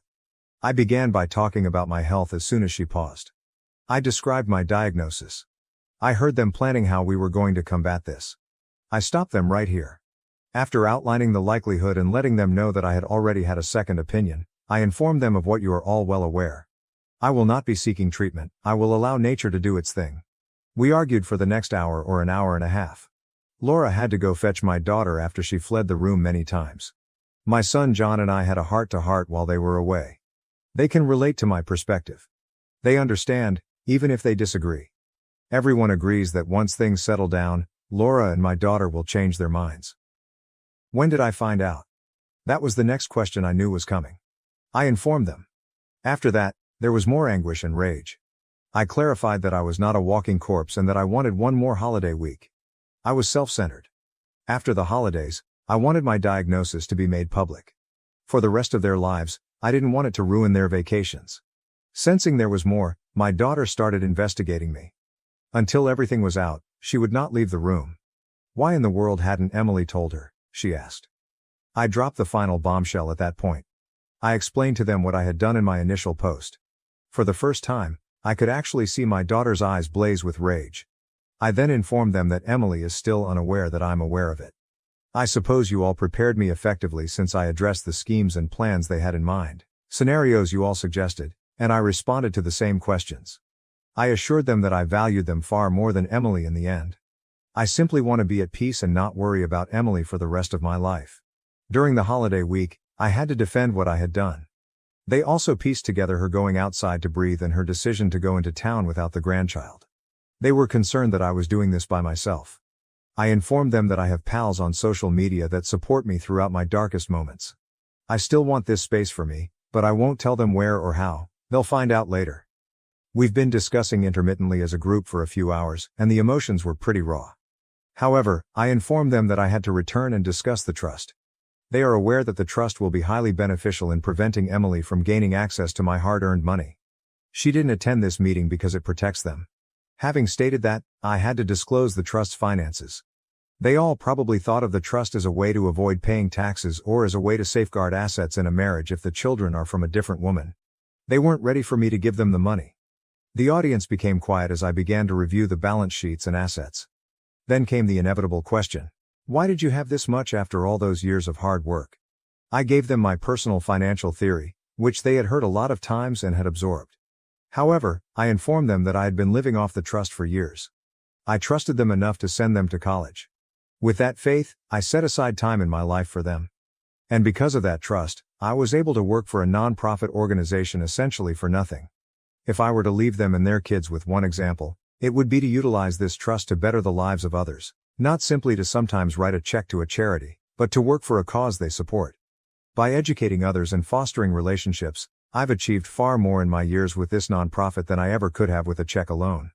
I'm not pleased that I was responsible for so many positive and negative changes in everyone's lives around that table today. Although everything didn't go as planned, it's finished. They are fully aware of it. I pleaded with them to let me deal with Emily and to keep the trust a secret. For the time being, we'll maintain the status quo, but when I recover, things will be different. They all concurred. Over the course of the following few hours, we divided into smaller groups, spoke, cried, laughed and prepared a supper. I expect the twins to return, but they all left an hour ago. I love my two in-laws very much, and I know they'll tell their spouses what's going on. That's just the way they are. I was aware that this was the last peaceful evening I would have.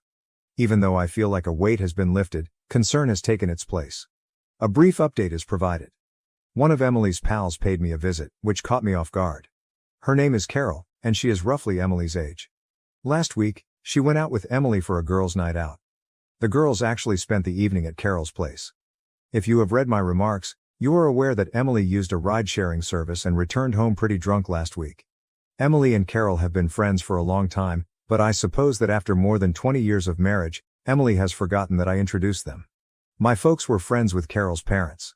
I suppose Emily's instability has been exacerbated by my unpredictable behavior, and last week's girls' night was a tipping point for her. She became so drunk that she told Carol about her romance. Carol reportedly urged her to stop talking, but she persisted. She continued to provide more and more information, which infuriated Carol. Emily continued to lay forth an endless stream of details while attempting to explain her behavior in response to Carol's constant criticism. The following day, Carol contacted Emily. Emily apparently had no recollection of the previous evening. Carol summed up Emily's confession, but Emily denied having an affair outright, saying Carol was wrong and that she didn't say such things. Emily was told by Carol that she was full of lies, and she was given a week to come clean or else she would tell me directly. Carol paid me a visit over coffee since Emily said she had said nothing. Emily gave me a condensed version of her confession. I surprised Carol by informing her that I already knew, even though she anticipated me to be distraught. When Emily made this confession, I asked her if anyone else was present. The only other person in the house was Carol. If Carol had told anyone else, I inquired. She was angered by that. Before telling me, she assured me she wouldn't spread such a thing. I apologized and clarified that adding more people would make my preparations more difficult because I had my own schedule for handling Emily. Carol understood. As a favor, I begged her to keep it a secret from everyone and to give Emily the impression that she believed her. Carol felt the second section didn't feel right, but she did agree with my original request. I assured her that I would be all right and begged her to try. Carol stated I only needed to ask if I needed anything else. When Carol learns about my condition, I'll have to apologize again, but I'll take care of it another day. I will thus confront Emily tomorrow. I'm going to calmly tell her what I know about my condition and how I'm going to live the rest of my life without her on our regular date night tomorrow. I hope there won't be much drama because it's public. After dessert, I'm going to approach her. I'll tell her what I know and request that she not get in touch with my family or me. Let's see how it turns out. According to Mike Tyson, everyone has a plan until they get punched in the mouth. Yes, not all plans work out the way you had hoped, and mine is no exception. Allow me to lay out my plan for you. Emily and I usually go to the same restaurant for our weekly date night. We have a regular table because we have been visiting there for so long. It's at the back, away from the lively atmosphere beside the bar, but still open to the public. I made the decision to confront her here. After dessert, I intended to do it. I made accommodations for my lawyer and his spouse at the same time. Before we started, I paid the waiter, who has been serving us for years, for both of our meals. After I left, Carol was available to assist Emily. I intended to discuss our relationship as we finished the meal. After recording it, I intended to approach her, explain how I found out about the affair, let her know I was diagnosed, and lay out my future plan.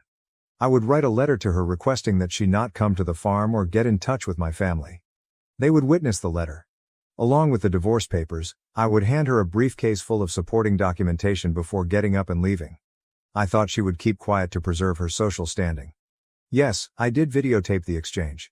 She raved about our excellent teamwork and the wonderful relationship we had developed over the years. I questioned her about my treatment of her, whether I had ever mistreated her, etc. Certainly not, she said. I then questioned her about her infidelity. She claimed that although she was unaware of what Carol had told me, Carol was mistaken. I informed her that I knew before Carol did. Emily was obviously rattled at that point, and I believe everything she had prepared to respond to this talk vanished. Her face's color also changed. What? Was the only thing she could ask. She nodded in agreement when I requested her to give me some uninterrupted time to do this. Her once self-assured and arrogant demeanor changed to one of deer in the headlights. She was just able to nod.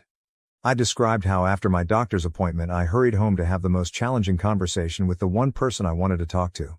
I clarified that I saw his car when I pulled up. After that, I noticed that the cameras were in privacy mode. I made the decision to visit the farm. She nearly cut me off when I reminded her that I still had film, but I simply raised my hand to remind her to wait. I informed her of my diagnosis and my intention to not battle the illness. I became enraged when I noticed the anguish in her eyes. How could she be sad about me? But I took a step ahead. The waiter came over to fetch my lawyer after I gave her a signal. Both of them arrived at our table. I was given a briefcase and a letter-containing folder by my lawyer. I informed Emily that when I left tonight, I didn't want her to get in touch with me or my family or visit the property. I asked the server to see me signing the letter. After that, the lawyer and server observed me hand Emily the letter. Then I brushed them off. Finally, I handed Emily the briefcase. I informed her that I knew a lot more than she had anticipated. I was completely ruined. I informed her that I had already signed the divorce papers, which she could sign to begin the divorce process. I informed her that I didn't think I would make it through a contentious divorce. She can remain at the house in town as long as I'm here, but I'll be at the farm. After tonight, I won't see her again. Excuses were not what I wanted to hear. I informed her that I had phoned Carol to assist her in getting home. Emily maintained her poise in public as usual. She simply said, "But," and I informed her that I was finished and heading out. The owner apologized for not alerting him, and I went to the server and left her a nice tip. I saw Carol and my son at the door as I was leaving. Carol smiled briefly as she walked past me, but her eyes were worried about Emily. I was driven to the property by his wife when my kids seized my truck. On Friday night, my son and his spouse stayed with me. At midnight, I eventually persuaded them to leave for home. I felt a lot of comfort when I went to sleep, but I also felt a fresh sense of loss. Nevertheless, I managed to complete the task at hand. On Saturday, the family stopped by the farm to check on me. It was a nice day, until Carol stopped by in the afternoon, but I felt a little pampered. She claimed that despite Emily's breakdown on Friday night, she spoke with her affair partner on Saturday. After the talk, Emily became aware that she was in a terrible position and that he was only using her. Carol made careful to let me know that although Emily didn't want her to get in touch with me, she believes that if I could have a brief conversation with her, it might give her the willpower to avoid me. Carol is skilled at phrasing her requests. I grudgingly consented to speak with Emily for 2 hours at the farm. Emily could pick someone to be there for her, and I would have someone there for me. It would be a polite discussion. I refused to be diminished, blamed, or the target of blame shifting. The meeting was intended to give her answers regarding the next steps. The waiter came over to fetch my lawyer after I gave her a signal. Both of them arrived at our table. I was given a briefcase and a letter-containing folder by my lawyer. I informed Emily that when I left tonight, I didn't want her to get in touch with me or my family or visit the property. I asked the server to see me signing the letter.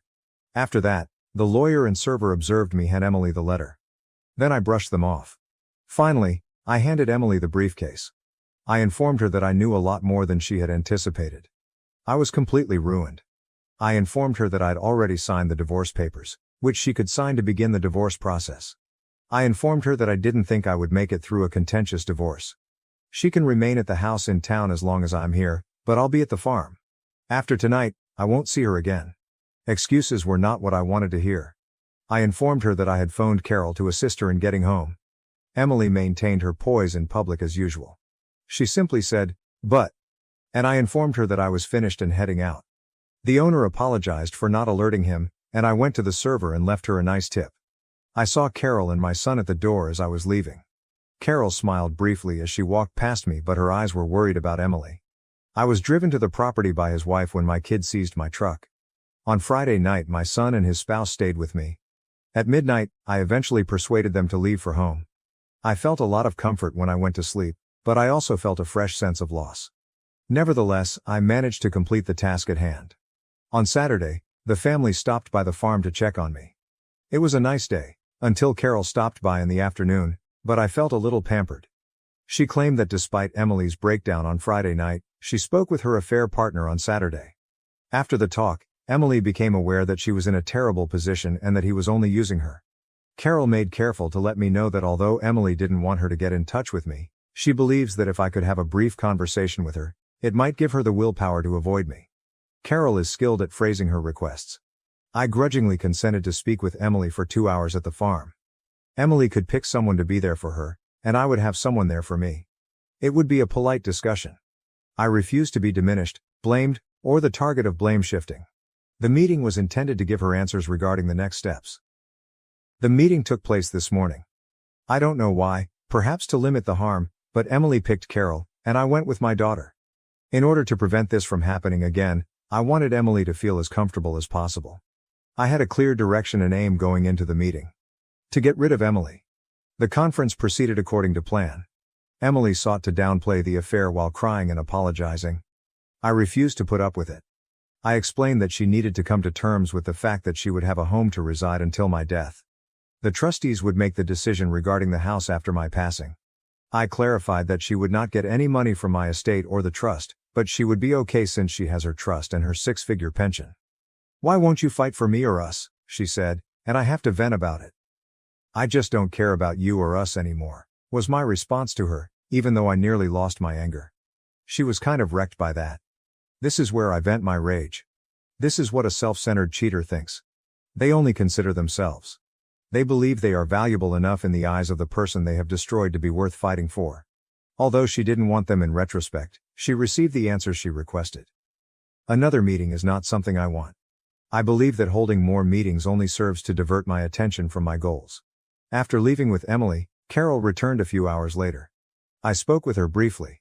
The trustees reportedly informed the affair partner that they would be converting the loan into shares in his business, and since the trust will own the bulk of the shares, they are requesting a thorough forensic audit.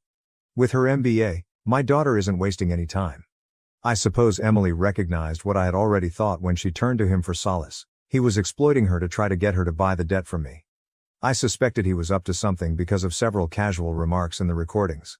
The affair partner now knows that I sold the debt to the trust after the paperwork was filed, and since Emily is no longer in my life, he can no longer utilize her. He informed her. It seems that Emily also told Carol that she would only have her pension income going forward because her trust had run out. Compared to me, she thought living with the affair partner was more glamorous. She genuinely believes that his wealth surpasses mine. While my husband played on his farm, drove an old truck, and we traveled economy class, he travels in first class, drives lovely cars, and dines at upscale restaurants. When he declared his unwavering love and desire to marry her, she was preparing to file for divorce. I find it disgusting that she is so shallow and greedy. Although I won't be able to see it, I anticipate that my family will inform her of my value when I pass away. I'm so relieved that her actual nature has come to light so that I can deal with her and protect my family. Then Carol surprised me by doing something very different. Since I'm no longer burdened, she advised me to call her if I need company.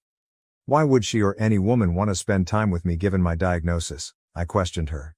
Nothing long-term exists. She retorted that any divorced or widowed lady would be eager to spend what time she had left with me, even if Emily was naive and unaware of what she had. She claimed that I'm a great man and that she would treasure any time spent with me. She even made a joke about how many women would be lining up to call me, so she might as well be first in line. She replied, "But most people won't know Emily and I are separated. Emily doesn't want the social groups to know, but she and Laura will make sure her tale is heard," she added. Being courteous, I promised to inform her. She kissed me on the cheek and grinned. After she departed, I gave it some thinking, but I'm fairly certain that I don't want that hassle in my life at this time. These are the highlights, although I left a lot out. It has been a roller coaster, but I'm doing fine. I just need some quiet time for a few days. My condition and the dissolution of my marriage will soon be known to the social circles. There will be a never-ending flow of well wishes for me. I didn't want to be treated differently, but I knew I couldn't put it off indefinitely. But life happens as it does. Update. To start, I'm doing fine.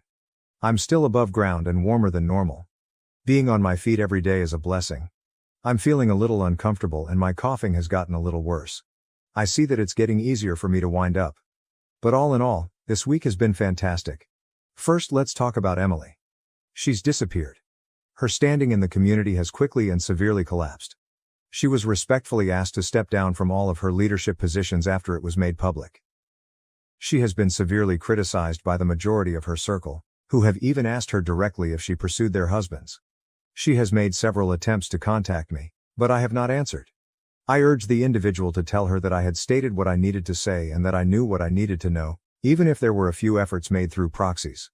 It doesn't really matter to me if she needs closure. Why should her self-centered need for that concern me? She understands my feelings. I even shared some of the affair's specifics with her. At least 6 months have passed since it began. They traveled together 3 times.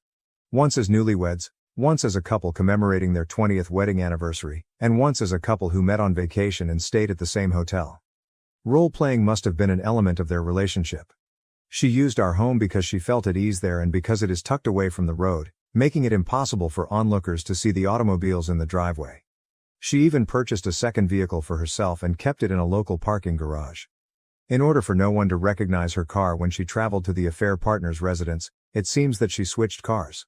Perhaps in order to avoid me catching her, She was rather worried about how people in her social circle would perceive this. The amount of work she put into the affair is evident from her acts alone. All of these endeavors helped me to firmly establish my feelings and my approach to handling the affair.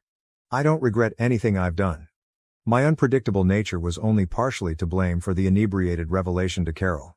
It seems that he began to distance himself from Emily as soon as he received the news that I was selling the affair partner's debt to the trust. She must have gotten drunk and vented to Carol because she was under pressure to avoid being caught, and since her affair partner was no longer interested in her. You are aware of what follows. I think the affair partner's motivations for getting involved in the affair were very obvious. Emily is made even more pitiful by this, which in no way excuses her. The affair partner apparently needed Emily's assistance with his loan, while Emily desired a more opulent lifestyle with his wealth. It's fascinating how unattractive individuals are drawn to one another. We can find better mates if all of us nice folks just let the vile people get together. I apologize to those who strive on reconciliation out of dedication. It was not for me. My daughter's goals have angered the affair partner. In court, he seems to be attempting to stop her. More money is all he stands to lose. Rumor has it that he has attempted to gather funds from other investors in order to repay the loan, but sadly for him, word of his conduct has already begun to spread among my business associates. Do you recall that you should invest in people rather than businesses? Well, not many people are interested in investing in him. I'm not sure what my daughter has in store for his business, but she will put in a lot of effort to make sure it survives, just for the people who work there. I believe she is concerned that the partner in the affair may have something to conceal in the company's records. I hope it's something that can be fixed for the benefit of the staff. It has been wonderful spending time with family. This week, my family and I attended a high school basketball game. I organized a poker night as well, and it went really well.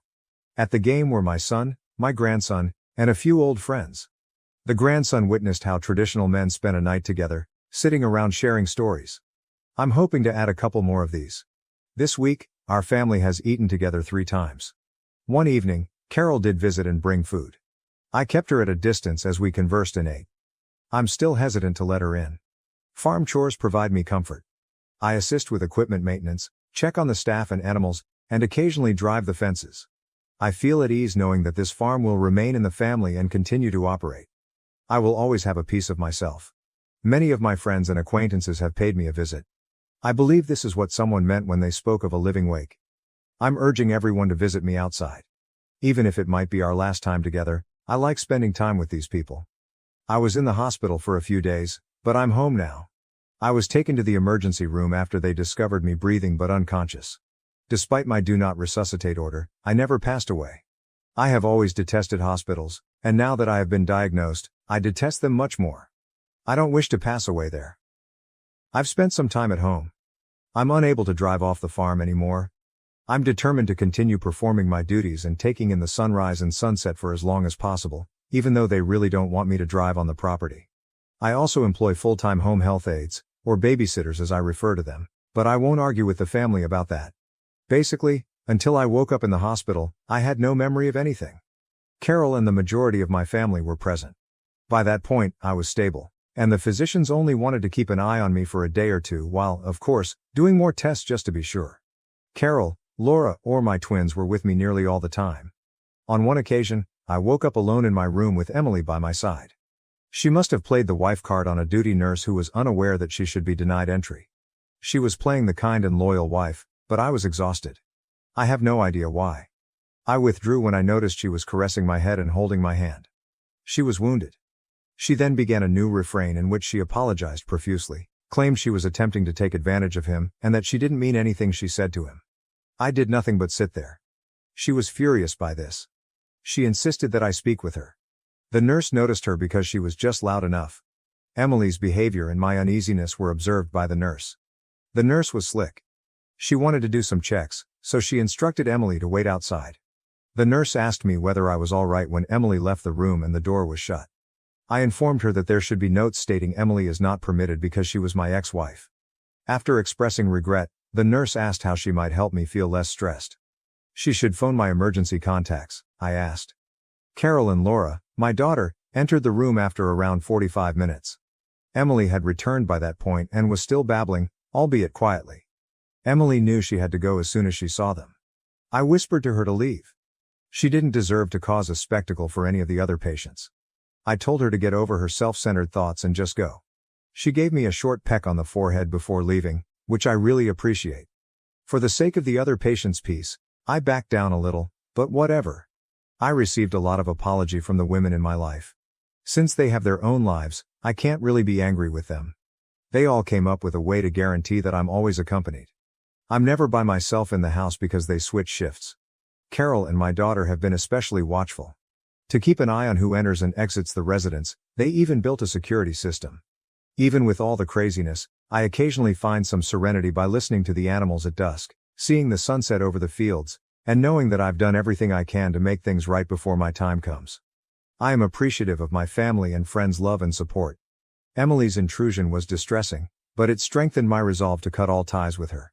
Now, I'm concentrating on the time I have left and creating memories with the people who are most important to me. To ensure that I would never be left alone again, they planned shifts. My daughter probably expressed her gratitude to the nurse for summoning them and her ire at the staff for allowing Emily to enter despite clear orders to the contrary. This incident just serves to highlight Emily's tendency to grasp at anything, much like a drowning person. She doesn't think I'm unique. She only views me as a tool to help her stay afloat. Every time I interact with Emily, I am struck by how much more sinister and evil her soul is. The partner in the affair is still just as much of a jackass as he was. In conversations with my daughter, his accounting department essentially provided her the full picture since they know where the wind is blowing. The affair partner has not engaged in any illegal activity related to his business. He was obviously abusing every benefit and legal loophole to boost his income over his base wage at the expense of the company's bottom line. He will be extremely irritated when my daughter assumes leadership because he will see a 60% decrease in the company's value to him.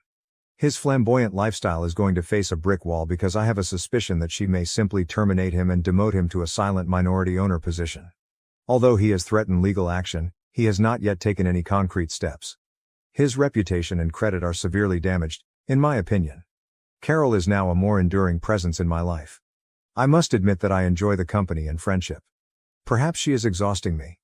Several days a week, she has been staying over. I'm hoping to recover as quickly as possible, but I'll need to rely more on other people now that I can't drive. I have never been in this situation before. Carol has volunteered enthusiastically to help me in this area, and before you ask, no, we are only sitting next to one other. This evening, it's time to unwind and begin dinner. I want to thank everyone once more for their support.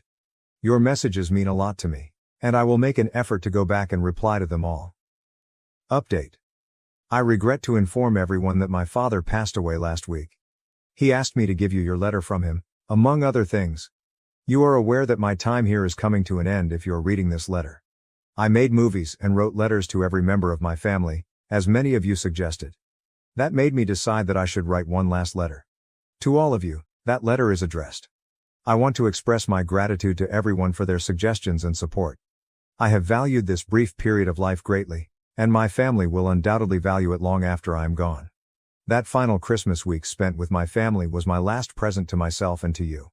I would have had to turn to my family if I didn't have a place to vent and get support, which would have meant giving up on my objective. It may not be a present to my family now, but it will be in the future. The amount of fun I had creating those short flicks is beyond words. Thanks to all of you, my family will have another little piece of me. Without your advice and support, I never would have made any of those goofy little videos. To be honest, I never would have considered it. For all of you, I do have one request. My family will experience a range of emotions. I am aware that you all want a resolution, which is why I put my tale out there.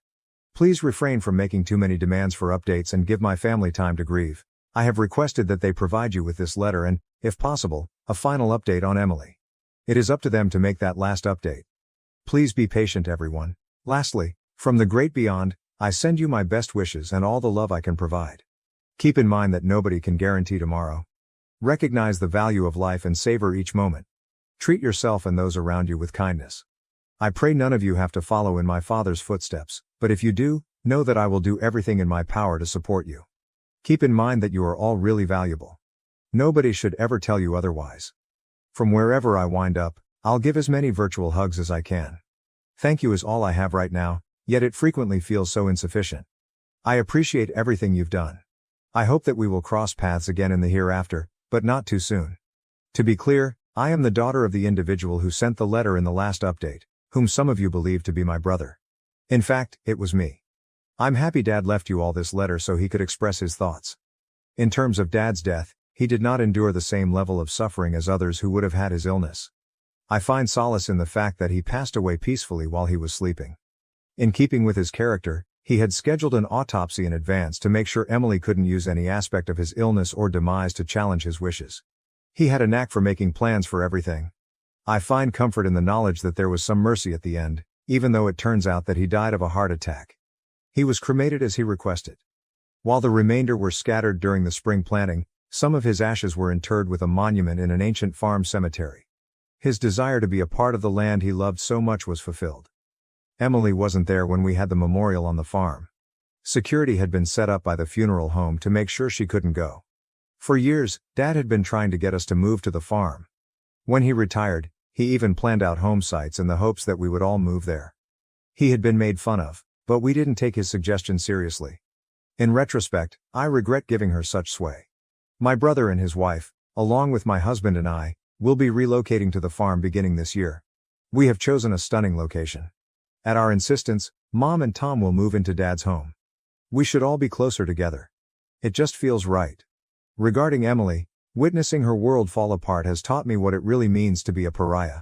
Her personality has entirely changed, and she appears to have aged 20 years in just a few months. She challenged the trust assignment and the will, but those issues were promptly settled, and she was unsuccessful. Although Dad had already given away the things he desired, she did receive their joint assets. The main problem was that she couldn't claim the house in town, which Dad had owned before they were married. She pleaded with us to give it to her. In one of the most fulfilling moments of my life, I promised her the house if she returned to using her maiden name as her last name. She accepted the offer even though the house is worth much less than the happiness she would get from removing her father's last name. I anticipate her selling the house and moving out. I don't really care, but I hope our partner has learned a valuable lesson in life. The company is in the process of rebuilding, and we have selected a new CEO. Carol received a single trust share. As Dad would have wished, we will look after her.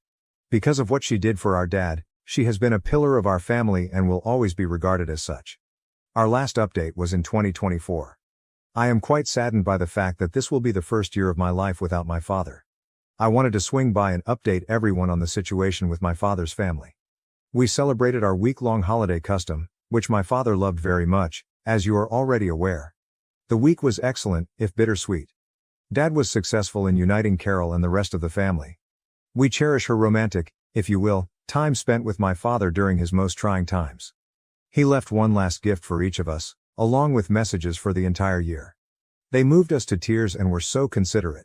He gave Carol one final task, but I anticipate that there will be letters for the grandchildren at all of their significant occasions. The first occurred at a high school graduation last spring. This year, the home's construction is moving forward.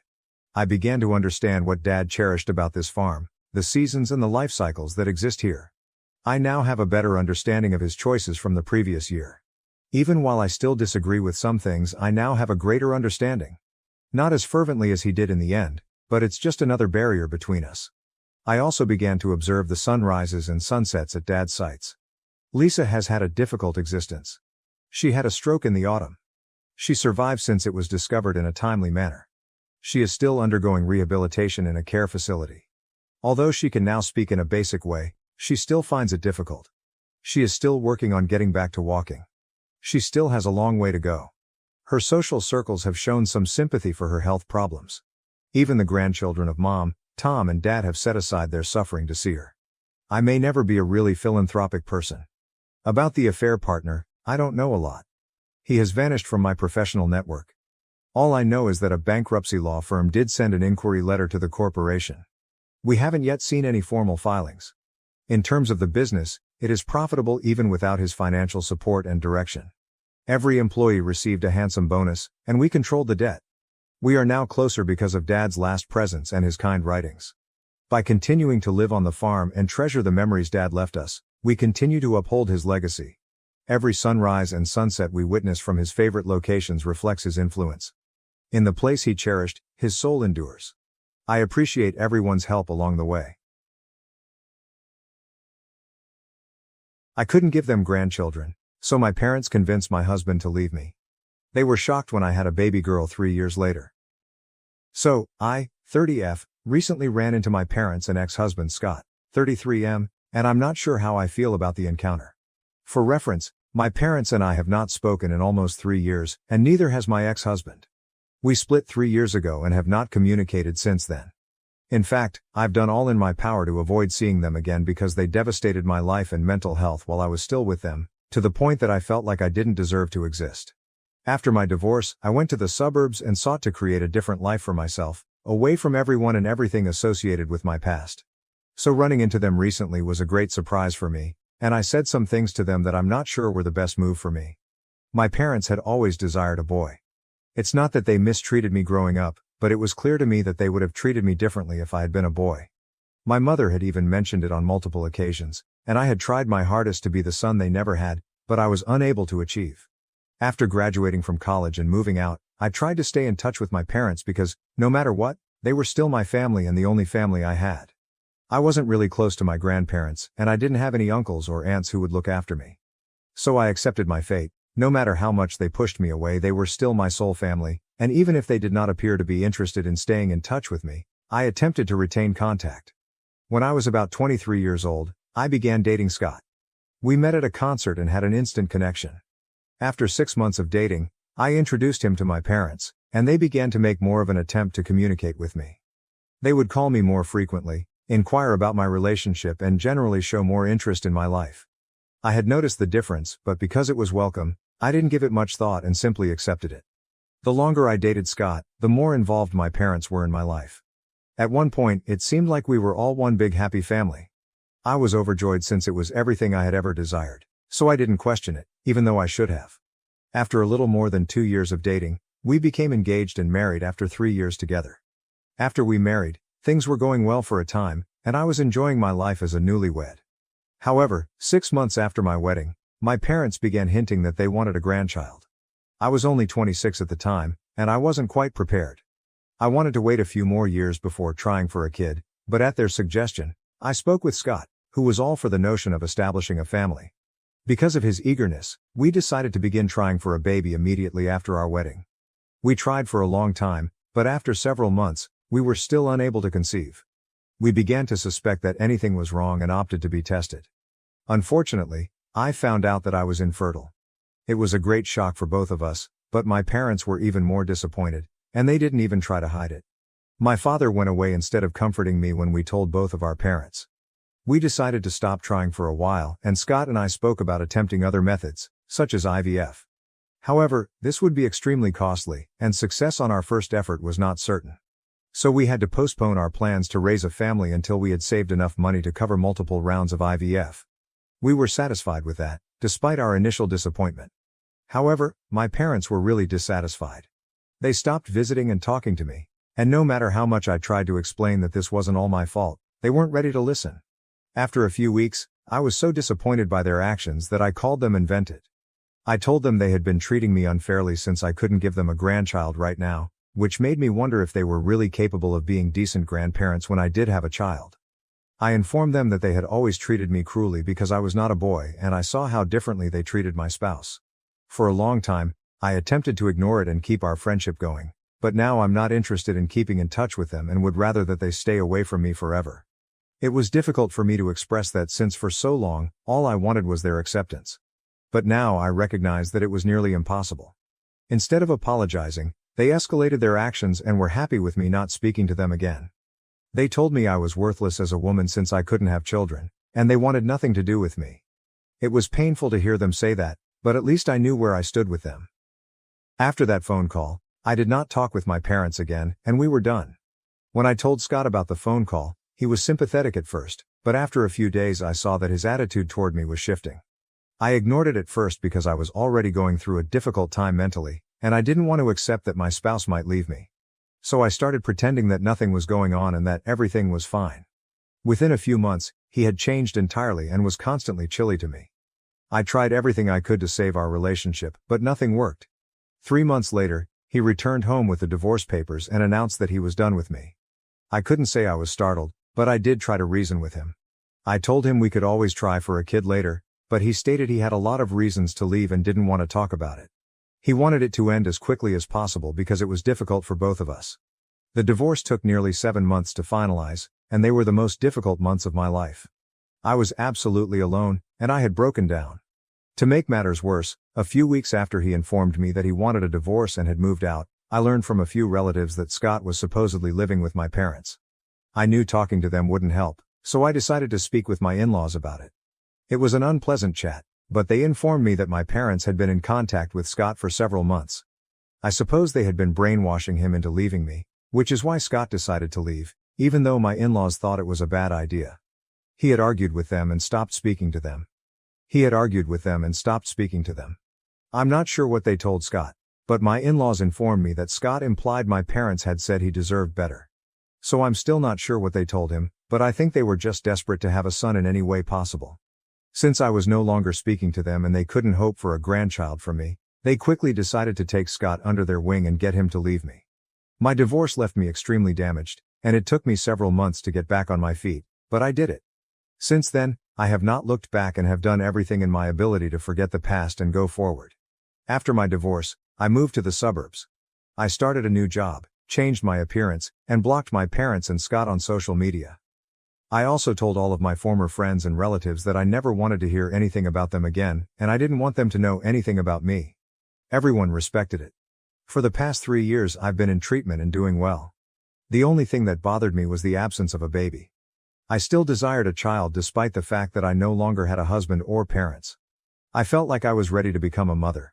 Last year, I began IVF procedures and became pregnant with the help of an anonymous donor. 4 months later, I gave birth to my beautiful girl. Life has been very good since she was born, and I'm very pleased. 4 days ago, I was walking down the street with her when I ran into my folks and Scott. I was astonished to find them on my street. I believed they were come to visit me, but then I noticed they were stepping out of a residence a few blocks away. When they saw me, I froze. I should have returned home, but I simply couldn't bring myself to do so. They approached me, greeted me, and immediately inquired about the baby, as they were aware that I was infertile. I responded truthfully, and by that point I had comprehended what was going on and began walking back home. But Scott stopped me and said he was delighted he ran into me because he had been thinking a lot about me lately. They had apparently come to visit his aunt, who had recently moved into the neighborhood, and he took bumping into me as a message from the cosmos that he should make things right and give our relationship another opportunity. My parents were also standing there and they demanded that I invite them home to talk about all that has been going on in my life, as they had clearly missed out on a lot.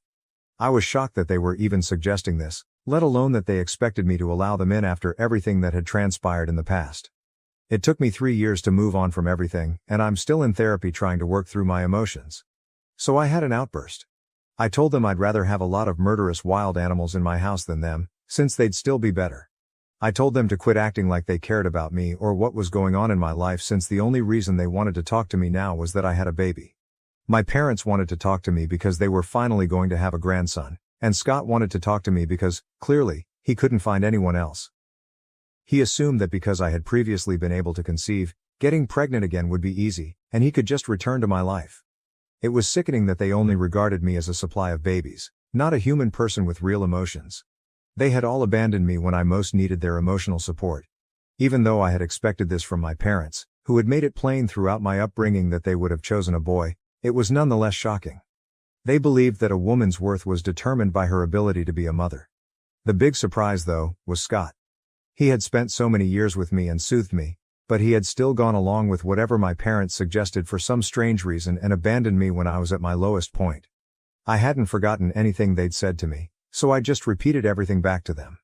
Since I was worthless as a woman and Scott deserved better, perhaps they should leave me alone now.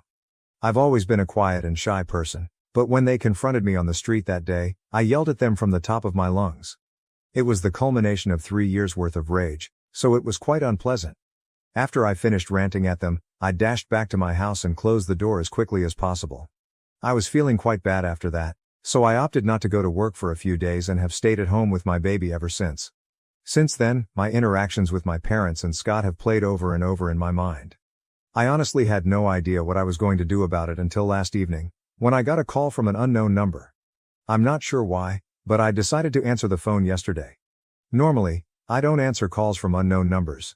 It was Scott on the other phone, and I could hear my folks whispering in the background. I'm very sure they weren't attempting to be quiet, they just wanted me to know they were there. Anyway, I tried not to be too impacted by it. I just informed him that I did not want him to phone me again because otherwise, I would have to take preventive measures against him, which I did not want to do. I reminded him that the same thing applied to my parents. I didn't want anything to do with them, and the only reason I answered the phone was to inform them that I was done. I had finished 3 years ago and was still clinging to it. But Scott told me to hear him out, and I couldn't bring myself to hang up, so I let him speak. He admitted to me that he, like my parents, had made mistakes, but it was out of disappointment. He mentioned that both my parents and he were looking forward to beginning a family, having a baby and so on. They struggled to accept the fact that I was infertile and hesitant to do IVF until we had saved enough money. They hadn't handled it well, but they wanted another chance to prove they were worthy of being in my life. After a few seconds, I informed him I didn't want any of the rubbish they were selling me. They wouldn't have cared about me if they hadn't seen me carrying a kid that day, and that was the bottom line. That was the truth, and I was sick of them pretending otherwise. I was about to hang up when my parents spoke out from the background, saying that this was exactly the type of behavior that had caused them to cut me off in the first place. Apparently, they thought I was selfish and just concerned with myself when I discovered I was infertile. They said that instead of giving everyone their space, I constantly forced my presence on them and tried to get them to comfort me and pay attention to me, despite the fact that they were dealing with the news themselves. That, they explained, was why everyone had pushed me away, leaving me with no one to turn to. I didn't continue the conversation after that. I simply hung up. I know they were just attempting to dupe me, but I can't help but question myself now. So for my own peace of mind, I need to ask, am I to blame since I sought reassurance after learning that I was infertile? Edit, first and foremost, many people questioned why my parents had not tried for another child after I was born, especially because they desired a boy so much.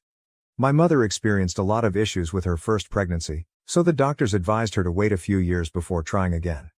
But even when my mother had me, she was in her mid-30s.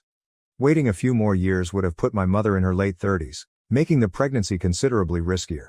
My mother had a tough time conceiving me, just as I had battled and eventually discovered I was infertile. The only difference was that while she was struggling, her mother-in-law was rude to her. But this time, it was my own mother who couldn't stop thinking about how I felt. Anyway, that was the reason they couldn't have another kid and were left with only me, a girl. I'm not sure what kind of relationship Scott had with his parents, but from what I saw, they seemed to get along nicely. As of now, I'm not sure if they've been able to reconcile following their recent fallout, because I haven't contacted his parents and, obviously, haven't spoken with Scott about it. Scott is an only kid, so he didn't face any competition. When I visited his parents, I could tell they loved him and had treated him well since boyhood. So I'm not sure why he became so attached to my parents. At least with my parents, I knew they wanted a son, which explains why they started treating Scott that way.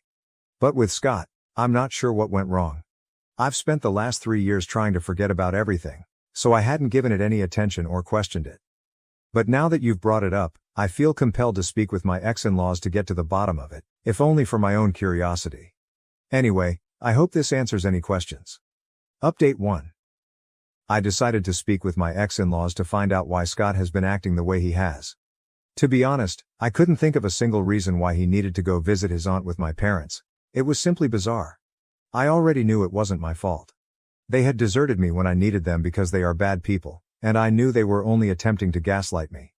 I just wanted reassurance and didn't want to bother my friends with it because it was too personal, so I shared it here. So, thank you to everyone who informed me that I wasn't the terrible guy here.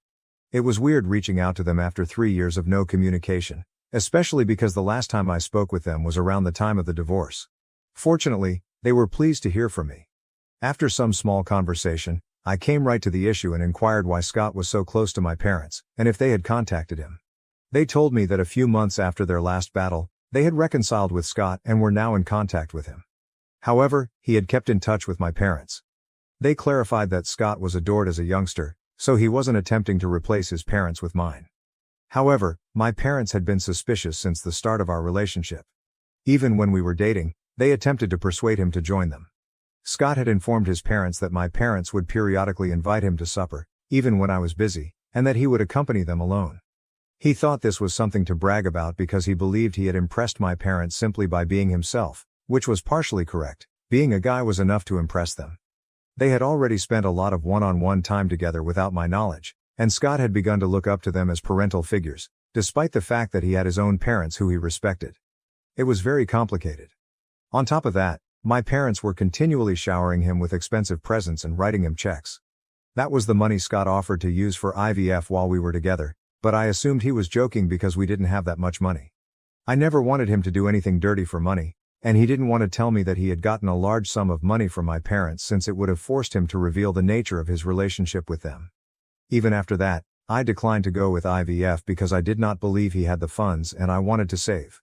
My parents used that to persuade him to oppose me, claiming he deserved better, someone who believed in him. Within a few months, they were able to brainwash him, and he eventually left me. My ex-in-laws apologized to me, but said that while they disagreed with Scott's relationship with my parents, he was their only son, and they couldn't cut him off either. I don't blame them, they owe me nothing, and they were only being helpful by speaking the truth. Now that I know the reality, I see no need to entertain any of them if they contact me. They're all horrible people that don't deserve my attention. Update 2. I finally decided to return to work after nearly 2 weeks off. Fortunately, I have plenty of maternity time left because I did not take the entire 6 months off in one go, and my company's policy is flexible. While I was at work, just my daughter and her babysitter remained at home. I trust the nanny totally because she has excellent recommendations and I know her personally. She's an excellent woman. She called me about halfway through the workday. She quickly informed me that she had moved my kid to her own home since she was unsure whether staying at my place was safe given my ex-husband's conduct. I consented and let her take my daughter home, guaranteeing their safety, and then contacted the cops as I drove home. On the phone, she told me that Scott had been outside for a few minutes, yelling for me to come out. When he learned I wasn't home, he attempted to kick down the door. He was cursing loudly and my daughter was sobbing, so my nanny called me right away so I could notify the police. She exited through the back door and strolled to her home via the backyard gate, as she lived only a few minutes away. That way, my baby could be safe while I dealt with my ex-husband and the cops. To be honest, compliments to her. Her primary goal was my child's safety and well-being, which was appropriate. When I got home, the cops had already arrived, and it was clear Scott had been drinking. It seemed strange because it was only around midday, yet there he was, inebriated. I decided to file charges against him because he had really ticked me off and I wanted him out of my life. This also offered me the opportunity to get a restraining order against him, since he was plainly losing control. The authorities took him away, and a few minutes later, my nanny returned with my daughter. I gave her the rest of the day off because I planned to stay at home with my child. I'll probably have to take a few more days off from work, but I'm not complaining because I get to spend more time with my favorite person. Update 3. It's been a few weeks since my previous post. I've been busy caring for my baby and decided to embark on a new project, which has been exciting. Regarding the situation between my parents and Scott, I was able to obtain a restraining order against him. Fortunately, it wasn't too difficult because I had surveillance tape from the day he showed up intoxicated and started throwing a fuss when he learned I wasn't home. I suppose my parents looked at his condition and decided not to bother me anymore, so they've been staying away. My ex-in-laws informed me that, following what happened, they have decided to cut relations with Scott as well. Apparently, he's having trouble locating other ladies, despite his desire to start a family. He can't do it without a partner, and he dislikes the thought of adopting, which may explain why he acted out the other day. But it doesn't mean I have to forgive him, especially given everything he's put me through. My parents are still attempting to badmouth me to my relatives, which is unfortunate because it isn't working. Everyone knows they did the worst thing to me, and now they're pretending they're the victims. That's not how it works, and they're finding out the hard way. I'm delighted they won't have any relationship with their grandchild. I won't allow it. My kid and I will have a lovely life together without anyone troubling us, and I'm determined to be a far better parent than the ones I had as an example. Fiancé banned me from my dad's wedding because of my facial scars. Now she's harassing us and got arrested after we called the cops. I am 16 years old, female, and am attending high school. I've had a horrible run recently with my soon-to-be stepmother. My biological mother died when I was 6 years old. Even though I was very little and my recollections of her are foggy, I recall that my father and I adored her more than anything in the world. She was pretty much my best friend when I was a kid, and I'm grateful that I got to be her daughter for the brief time she was with us. My father was terribly melancholy when my mother died. Even though he tried to disguise it from me, I could tell he was in pain. So I tried my best to cheer him up and be a good daughter. My mother's death drew us closer together, and my father assumed the role of best friend and confidant that my mother had previously occupied. He took on the duties of mother and father with ease, and I am grateful to have had him as a parent. He has never let me down. He was always there for me as I grew up, and even when he was busy at work, I never felt like I couldn't ask him for guidance or simply talk. He always made it clear to me that he was accessible for me, no matter how busy he appeared to be, and this stuck with me. My father began dating Emily 3 years ago, and I was overjoyed for him. I thought he deserved all the happiness in the world, and I was relieved he was finally getting on with his life. I wasn't insecure, as some kids would have been in my situation. I truly supported his relationship with Emily because I wanted him to be able to enjoy his life to the best. He had done an excellent job being there for me after my mother died, and now I wanted him to be there for himself. Most of my family was surprised to learn that, at the age of 13, I had such adult thoughts, and they liked it. But for some reason, Emily seemed to be the only person who disliked me. Even though I had no issues with her, Emily's attitude toward me altered the first time we met. She had been nice to me while my father was in the room, but as soon as he left, I felt something change. I didn't realize it at the time, but looking back, I can see that her demeanor toward me turned uncaring when my father was not present. When he returned, she was friendly again. I thought that was strange, but at 13, I assumed I was just overthinking things. This pattern persisted for several years. I never spoke up because I didn't consider it a big problem. When my father was not present, all she did was act apathetic, which was not necessarily terrible but also not good. My father appeared happy, so I didn't say anything. After a year of dating my father, she moved in with us and things changed dramatically. She moved in with us after a year of dating my father, and it felt strange living with her. She worked from home, and as soon as I returned from school, things became unpleasant and tense. Despite the fact that we shared a home, it felt as if she was purposefully ignoring me, pretending I wasn't there. She limited her interactions with me to a minimum, but as soon as my father arrived from work, she transformed into a completely different person, behaving like my best friend. I thought it was unusual, but because it had no detrimental effect on my life, I just went along with it and never brought it up again. We had an unwritten agreement not to bring it up for the sake of my father's happiness. I quickly understood that she and I were not close and would never be, which I was perfectly happy with. That's how we spent the previous few years living together. And my father had no idea we didn't really have a relationship. He thought we were close because of how she described our connection while he was present. They got engaged a few months ago and planned to marry last week. However, the wedding did not take place, and I feel somewhat sorry about this. Emily approached me around 30 minutes before the wedding and informed me that she did not want me to attend. She claimed I appeared too distracting, and would detract from the beauty of the event. Emily said that she had hired experienced photographers and didn't want me to damage the images, thinking I would understand. I was meant to be a bridesmaid, but she simply appointed me to please my father. I knew she didn't want me to be a member of the bridal party, but I consented since it would please my father. I also knew why she didn't want me to attend the ceremony. A dog had attacked my face a few months before. It was a tragic situation, but I was responsible for it. I have a habit of caressing dogs, so when I noticed a woman walking her German Shepherd, I crouched to pet him. I must have startled him, because he attacked me. My nose and cheeks received the brunt of it because they were at the same level as his mouth. I had to be hurried to the hospital, and while it was traumatic, I am well today. My face still has a few surgical scars, but they are mending. I'm not sure if they'll ever go away completely, but they're fading gradually. I had a difficult time accepting the notion that these scars would remain on my face for a long time. I was quite insecure, but my father convinced me that I looked great, and the scars were a sign of strength. His encouragement helped me accept my new appearance. Most people have been supportive and attempted to make me feel better, but Emily was not among them. While I knew she was superficial, I didn't anticipate her to intentionally make me feel horrible about myself. I was really hurt when she informed me that she did not want me at the ceremony. I questioned her right immediately if this was related to the scars on my face. She didn't even hesitate to tell me that she thought my face was distracting and hideous. She didn't want that in her wedding photos 10 years from now since it was unattractive and would mar the photos. As a result, she asked me to move out and requested I not tell my father about it since he would be angry at her, which was the last thing she needed on her wedding day. She explained that she was already anxious from organizing everything and ensuring that everything went smoothly and correctly. She honestly expected me to leave and not attend my own father's wedding because she thought I wasn't attractive enough. She was so entitled and inconsiderate that I resolved to finally tell my father everything that day.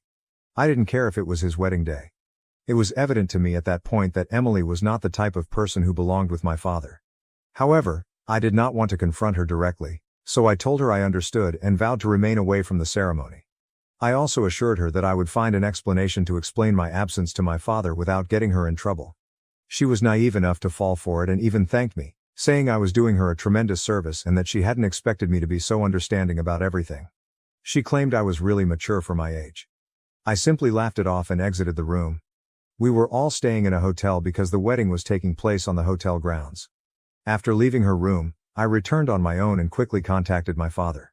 He was already downstairs, where the wedding was scheduled to take place, and I did not want to waste time looking for him. Even though the wedding was only half an hour away, I knew I was the only person whose call he would answer. As expected, he responded on the first ring. I instantly began my story, telling him everything without halting. I recounted how Emily had treated me over the last few years, how she pretended to be in a relationship with me solely to keep him happy, and how she clearly didn't care about me or being a member of a family. I told him that even if he went forward with the wedding, I needed to give him the truth before he made a decision. He did not say much during the call. All he said was that he was glad I told him the truth, even if it was only minutes before the wedding. He said he understood what he had to do and hung up, telling me to wait in my room until he told me to come out.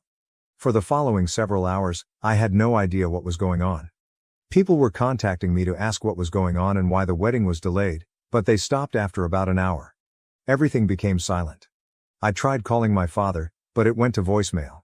I also called some of his pals, who indicated they had no idea what was going on either.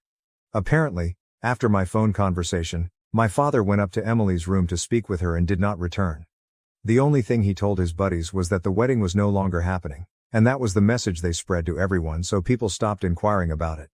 I was quite scared because I thought my father would be upset with me for ruining his wedding. I cried in my room for over 4 hours before he arrived to collect me. When I asked him what was going on, he said I didn't need to worry because we were going home.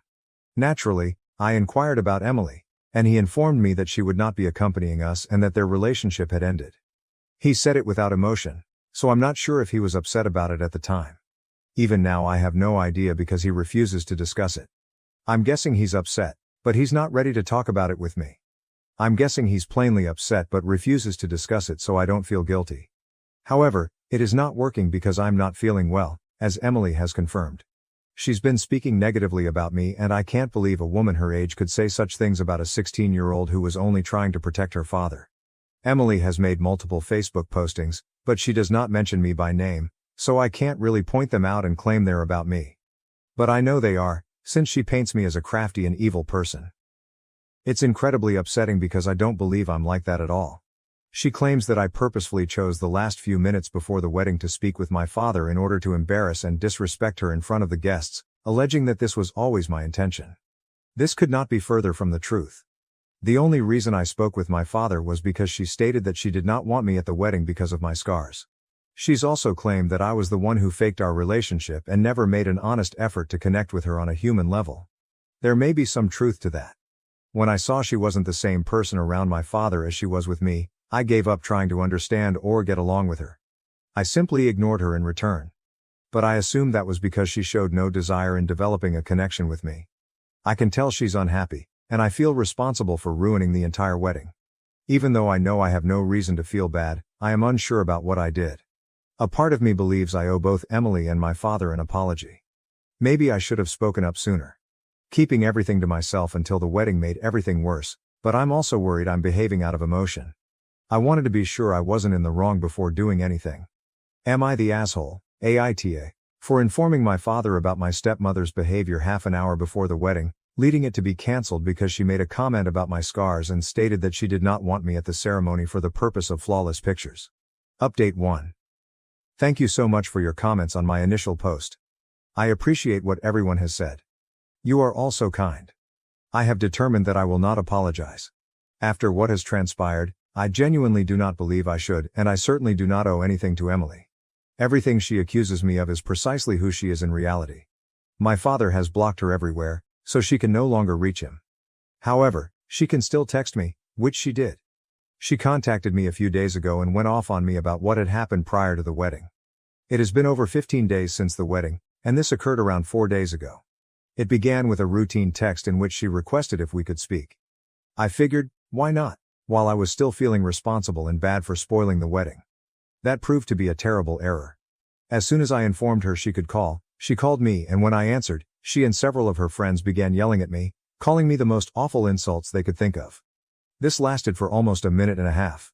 I was so shocked that I couldn't grasp what was going on. This was a woman in her 30s, and I understand why she didn't like me, but this was literal bullying, and I wasn't expecting it after all her posts.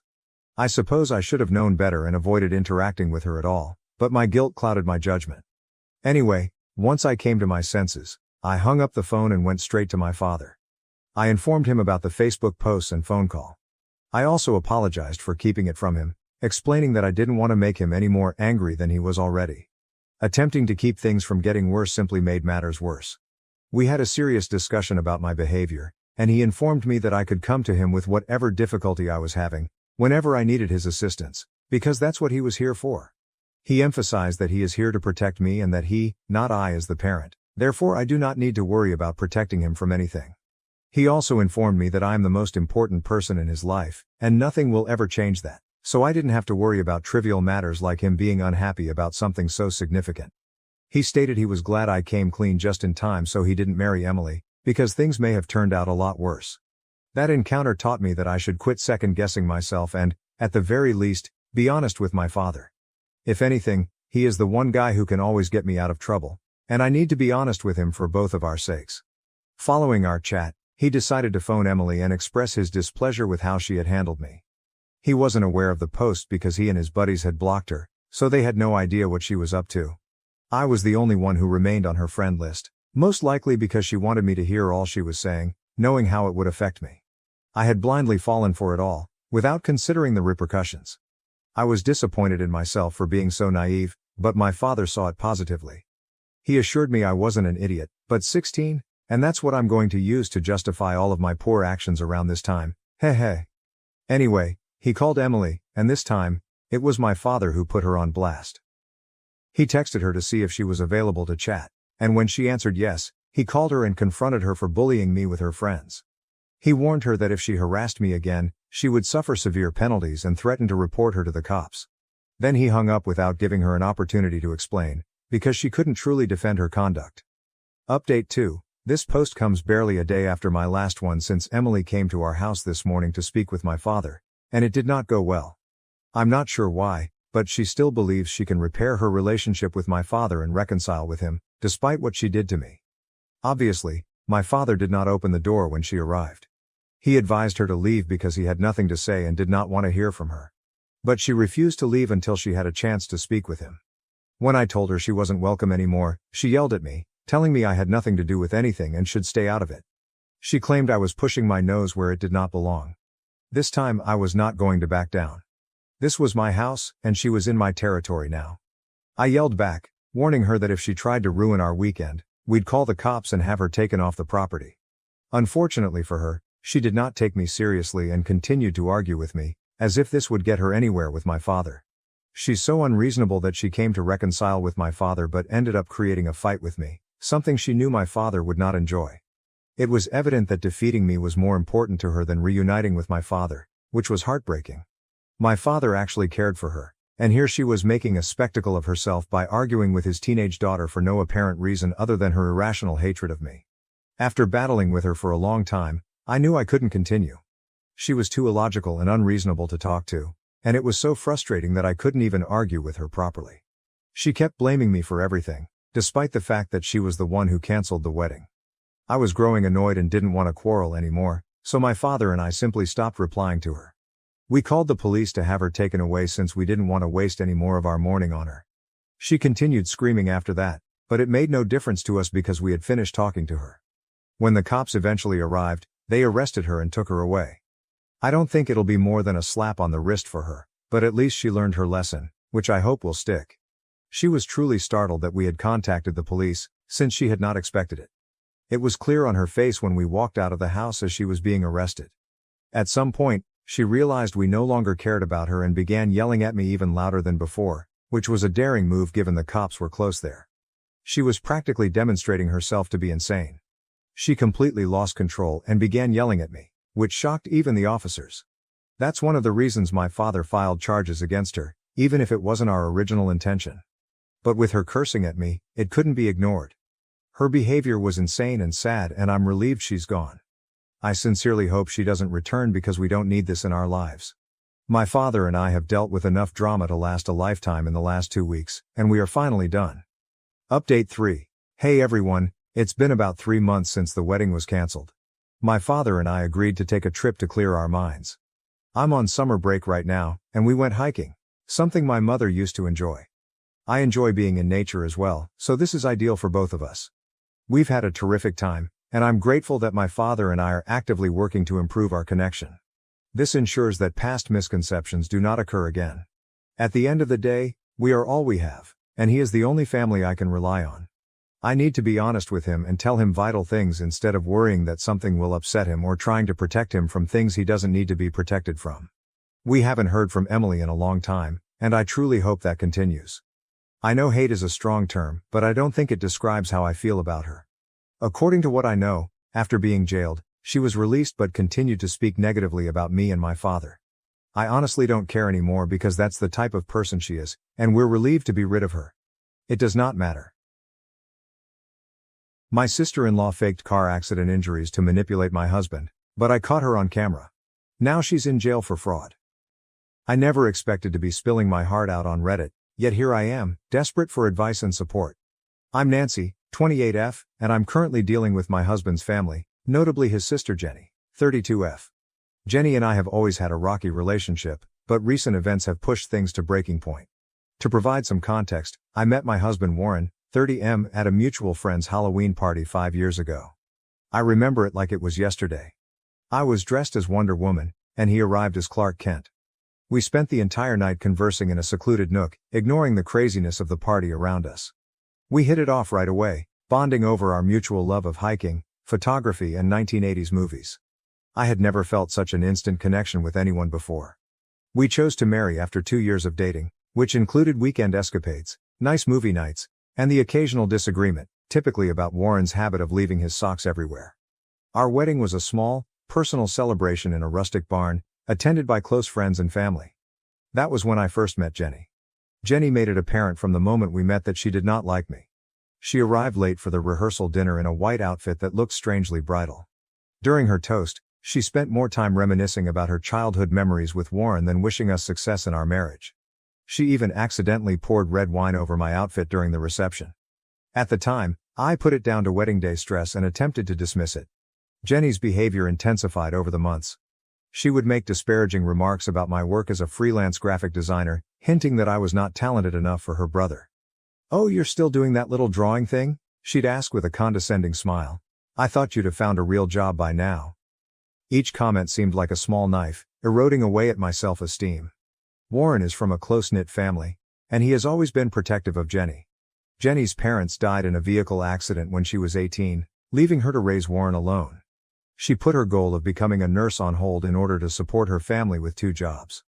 I understand and admire their bond, but Jenny uses it to control Warren and disrupt our relationship.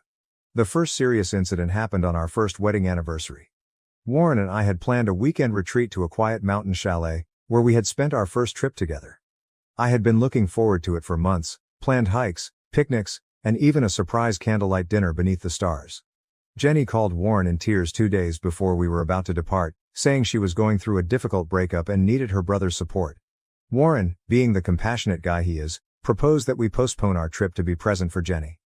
I was disappointed, but I understood the circumstances. After all, family comes first, right? However, when we got to Jenny's house, we discovered her laughing and drinking wine with her friends. There were no signs of a split or sorrow. When I asked her about it later, she dismissed it, claiming she was simply feeling low and needed some companionship. "You wouldn't understand, Nancy," she murmured patronizingly, patting my arm. "Warren and I share a special bond. Sometimes I just want my lil' brother around." Warren saw nothing wrong with it, but I couldn't resist the suspicion that Jenny had purposefully thwarted our intentions. Jenny's intrusion into our life increased in frequency and severity over time. She would pop up unexpectedly to our place, usually on date nights or when Warren and I had scheduled some quality time together. She once interrupted a romantic supper that I had spent hours preparing. "Oh, did I interrupt something?" she inquired innocently, before settling into our couch and putting on the television. She would phone Warren at weird hours, claiming to have various emergencies that always seemed to be resolved by the time we arrived. One night, at 2 a.m., She called to report a gas leak in her apartment. We rushed over, only to find her quietly watching a movie, saying the scent had vanished just before we arrived. The problem came to a climax last month at Warren's 30th birthday celebration. I had spent weeks preparing a surprise party for all of Warren's friends and colleagues. I even managed to fly in his best friend from college, Mike, whom he hadn't seen in years due to their locations on separate coasts. The celebration was in full swing, with everyone enjoying the catered cuisine, open bar, and the presentation of Warren's life that I had painstakingly created.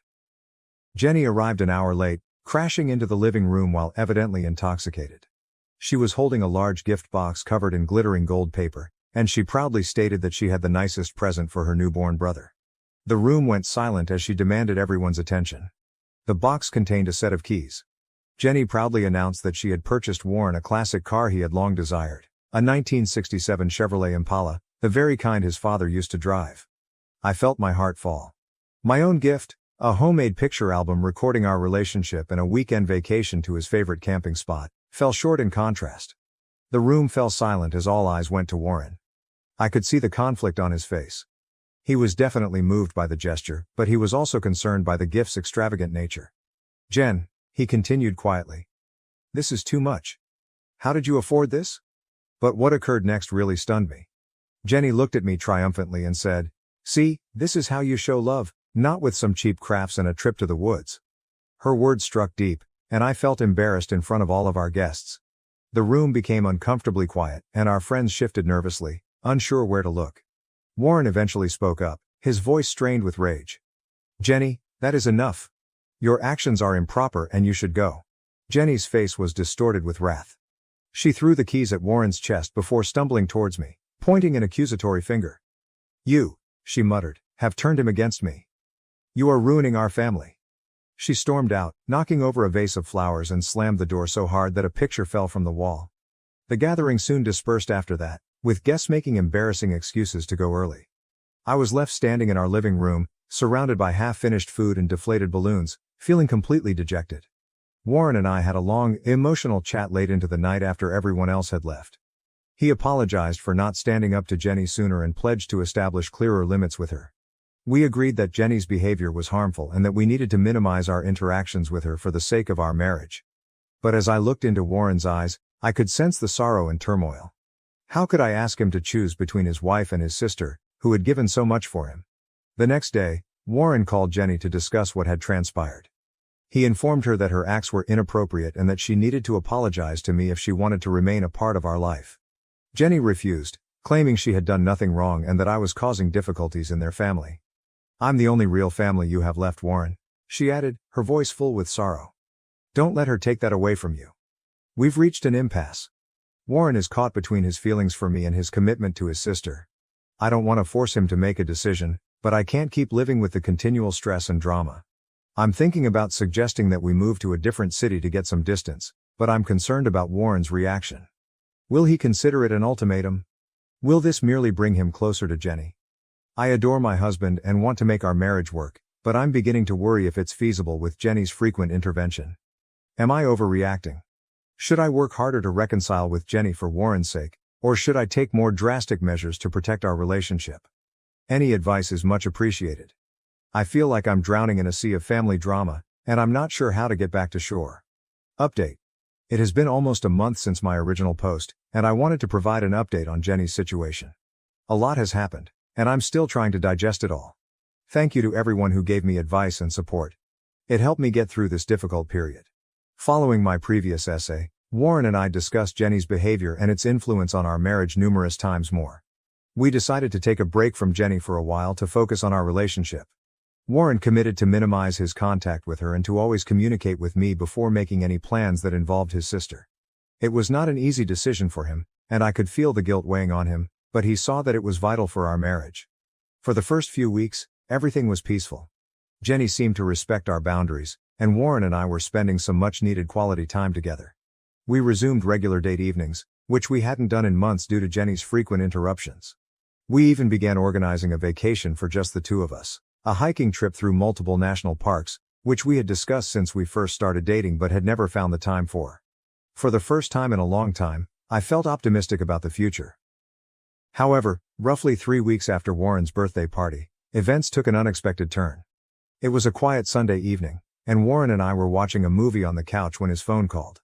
Mrs. Johnson, Jenny's neighbor, was identified on the caller ID. Warren replied, his brow pinched with anxiety. Warren's face lost color as I watched, and he jumped up abruptly, nearly knocking over his glass of wine.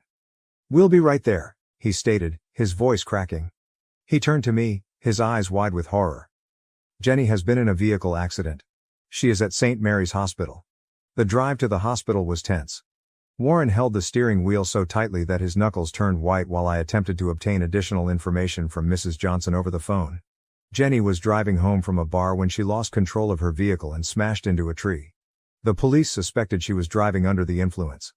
We arrived at the hospital and found Jenny in the emergency department.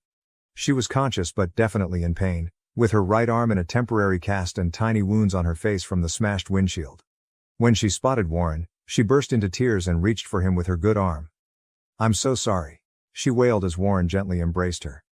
I botched up so badly." I stood awkwardly to the side, divided between sorrow for Jenny's situation and annoyance that yet another crisis had interrupted our lives. The doctor informed us that Jenny had been fortunate. Aside from a fractured arm and some cuts and bruises, she had no serious injuries. However, she would require someone to care for her for a few weeks while her arm healed. Warren offered to take care of her before I could even think about what that meant. "She can stay with us," he added, looking at me pleadingly. "Just till she gets back on her feet. We cannot leave her alone like this." I wanted to object and remind him of our commitment to keep boundaries, but how could I say no in this situation? I reluctantly nodded in agreement. Jenny moved in with us the next day, and it's been a nightmare ever since. She continuously demands Warren's attention, phoning him for everything. "Warren, can you help me with my pillows? Warren, I need a glass of water. Warren, can you change the channel for me?" It's as if she's returned to a defenseless child, and Warren is only too willing to play the role of protecting Big Brother. She complains about everything.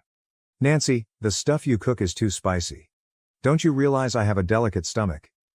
The way you've set up the guest room, the sun comes in too bright in the morning. Can't you get some better curtains?" And just about anything else she can think of. I try to be patient, reminding myself that she is injured and likely in pain, but it is wearing me down. The worst part is that I am beginning to suspect Jenny isn't as helpless as she claims to be. I've noticed her using her damaged arm normally when she thinks no one is looking, like reaching for the TV remote or adjusting her hair. But the moment Warren enters the room, she returns to wincing and gripping her arm as if it were made of glass. When I conveyed this to Warren, he accused me of being neurotic and uncaring. "She's hurt, Nancy," he replied, his voice tight and frustrated. "Why can't you just be supportive?" I felt crazy. Was I truly being unreasonable, or was Jenny manipulating us both? Things escalated last night when I overheard Jenny on the phone with a buddy. I hadn't intended to eavesdrop, but as I walked past the guest room to do laundry, I heard Jenny's voice, which was especially energetic and enthusiastic. Curiosity got the best of me, so I stopped outside the door to listen. "Girl, you wouldn't believe how well this is working out," Jenny said, laughing. "I have Warren waiting for me hand and foot. He's so concerned about me that it's almost too simple." She paused to listen to her friend's response. "The arm? Oh, it scarcely hurts anymore, but they don't need to know, do they? I believe I can stretch this out for at least another month. Maybe by then I'll be able to convince Warren that he's far better off with his real family." I felt like I had been hit in the stomach. All of my concerns were confirmed in the worst conceivable way. Jenny wasn't simply taking advantage of the circumstance, she was deliberately attempting to build a wedge between Warren and myself. I am at a loss on what to do. I tried to tell Warren what I heard, but he didn't believe me. He thinks I'm just trying to get rid of Jenny, and that my animosity for her is clouding my judgment. "Why would she lie about being hurt?" he said, his voice filled with mistrust. "That doesn't make any sense, Nancy. I feel insane in my own home, watching this lady influence my husband and destroy our marriage. The vacation we had planned seems like a distant memory now. Instead of wandering through gorgeous scenery, I'm stuck in a house with a lady who appears determined to destroy my life. I'm thinking about taking a few days off to clear my mind, possibly staying with my friend Lisa, but I'm concerned about leaving Warren alone with Jenny and her influence. What if I return to discover she has entirely turned him against me? I love my spouse, but I'm beginning to question if our marriage will survive this. How can we move forward if he does not believe me? How do I compete with the bond he has with Jenny? Any advice is much appreciated. I feel like I've reached the end of my rope and have no idea what to do next. Update 2. It's been 2 months since my previous report and Jenny's situation has taken an unexpected turn. I'd like to thank everyone who gave advice and support. It really helped me get through this difficult period. After my last update, I was at my wit's end. I couldn't continue to watch Jenny damage my marriage. Taking several commenters' advice, I decided to collect actual evidence of Jenny's deceit. I know many of you recommended against it, citing privacy concerns, but I felt I had no choice. I installed a covert camera in the living room. I told myself it was only for a few days, just to show to Warren that I wasn't hallucinating. Within 2 days, I had convincing evidence that Jenny used her wounded arm regularly when Warren was not around. I caught her lifting heavy books, fixing her hair, and even opening a tight jar lid with the arm she said was too painful to use. The true shock came when I recorded a chat between Jenny and one of her friends who had come to visit. Jenny blatantly criticized me, calling me gullible and boasting about how simple it was to deceive Warren. "He's always been a sucker for the damsel in distress act," she told me. "A few crocodile tears and he's putty in my hands." I felt horrible listening to it, but I knew I'd found the proof I needed. With shaking hands, I transferred the tape to a USB drive and waited for Warren to return home from work. When Warren came, I sat down and told him what I'd done. He was outraged at first, accusing me of invading Jenny's privacy, but I begged him to simply view the films.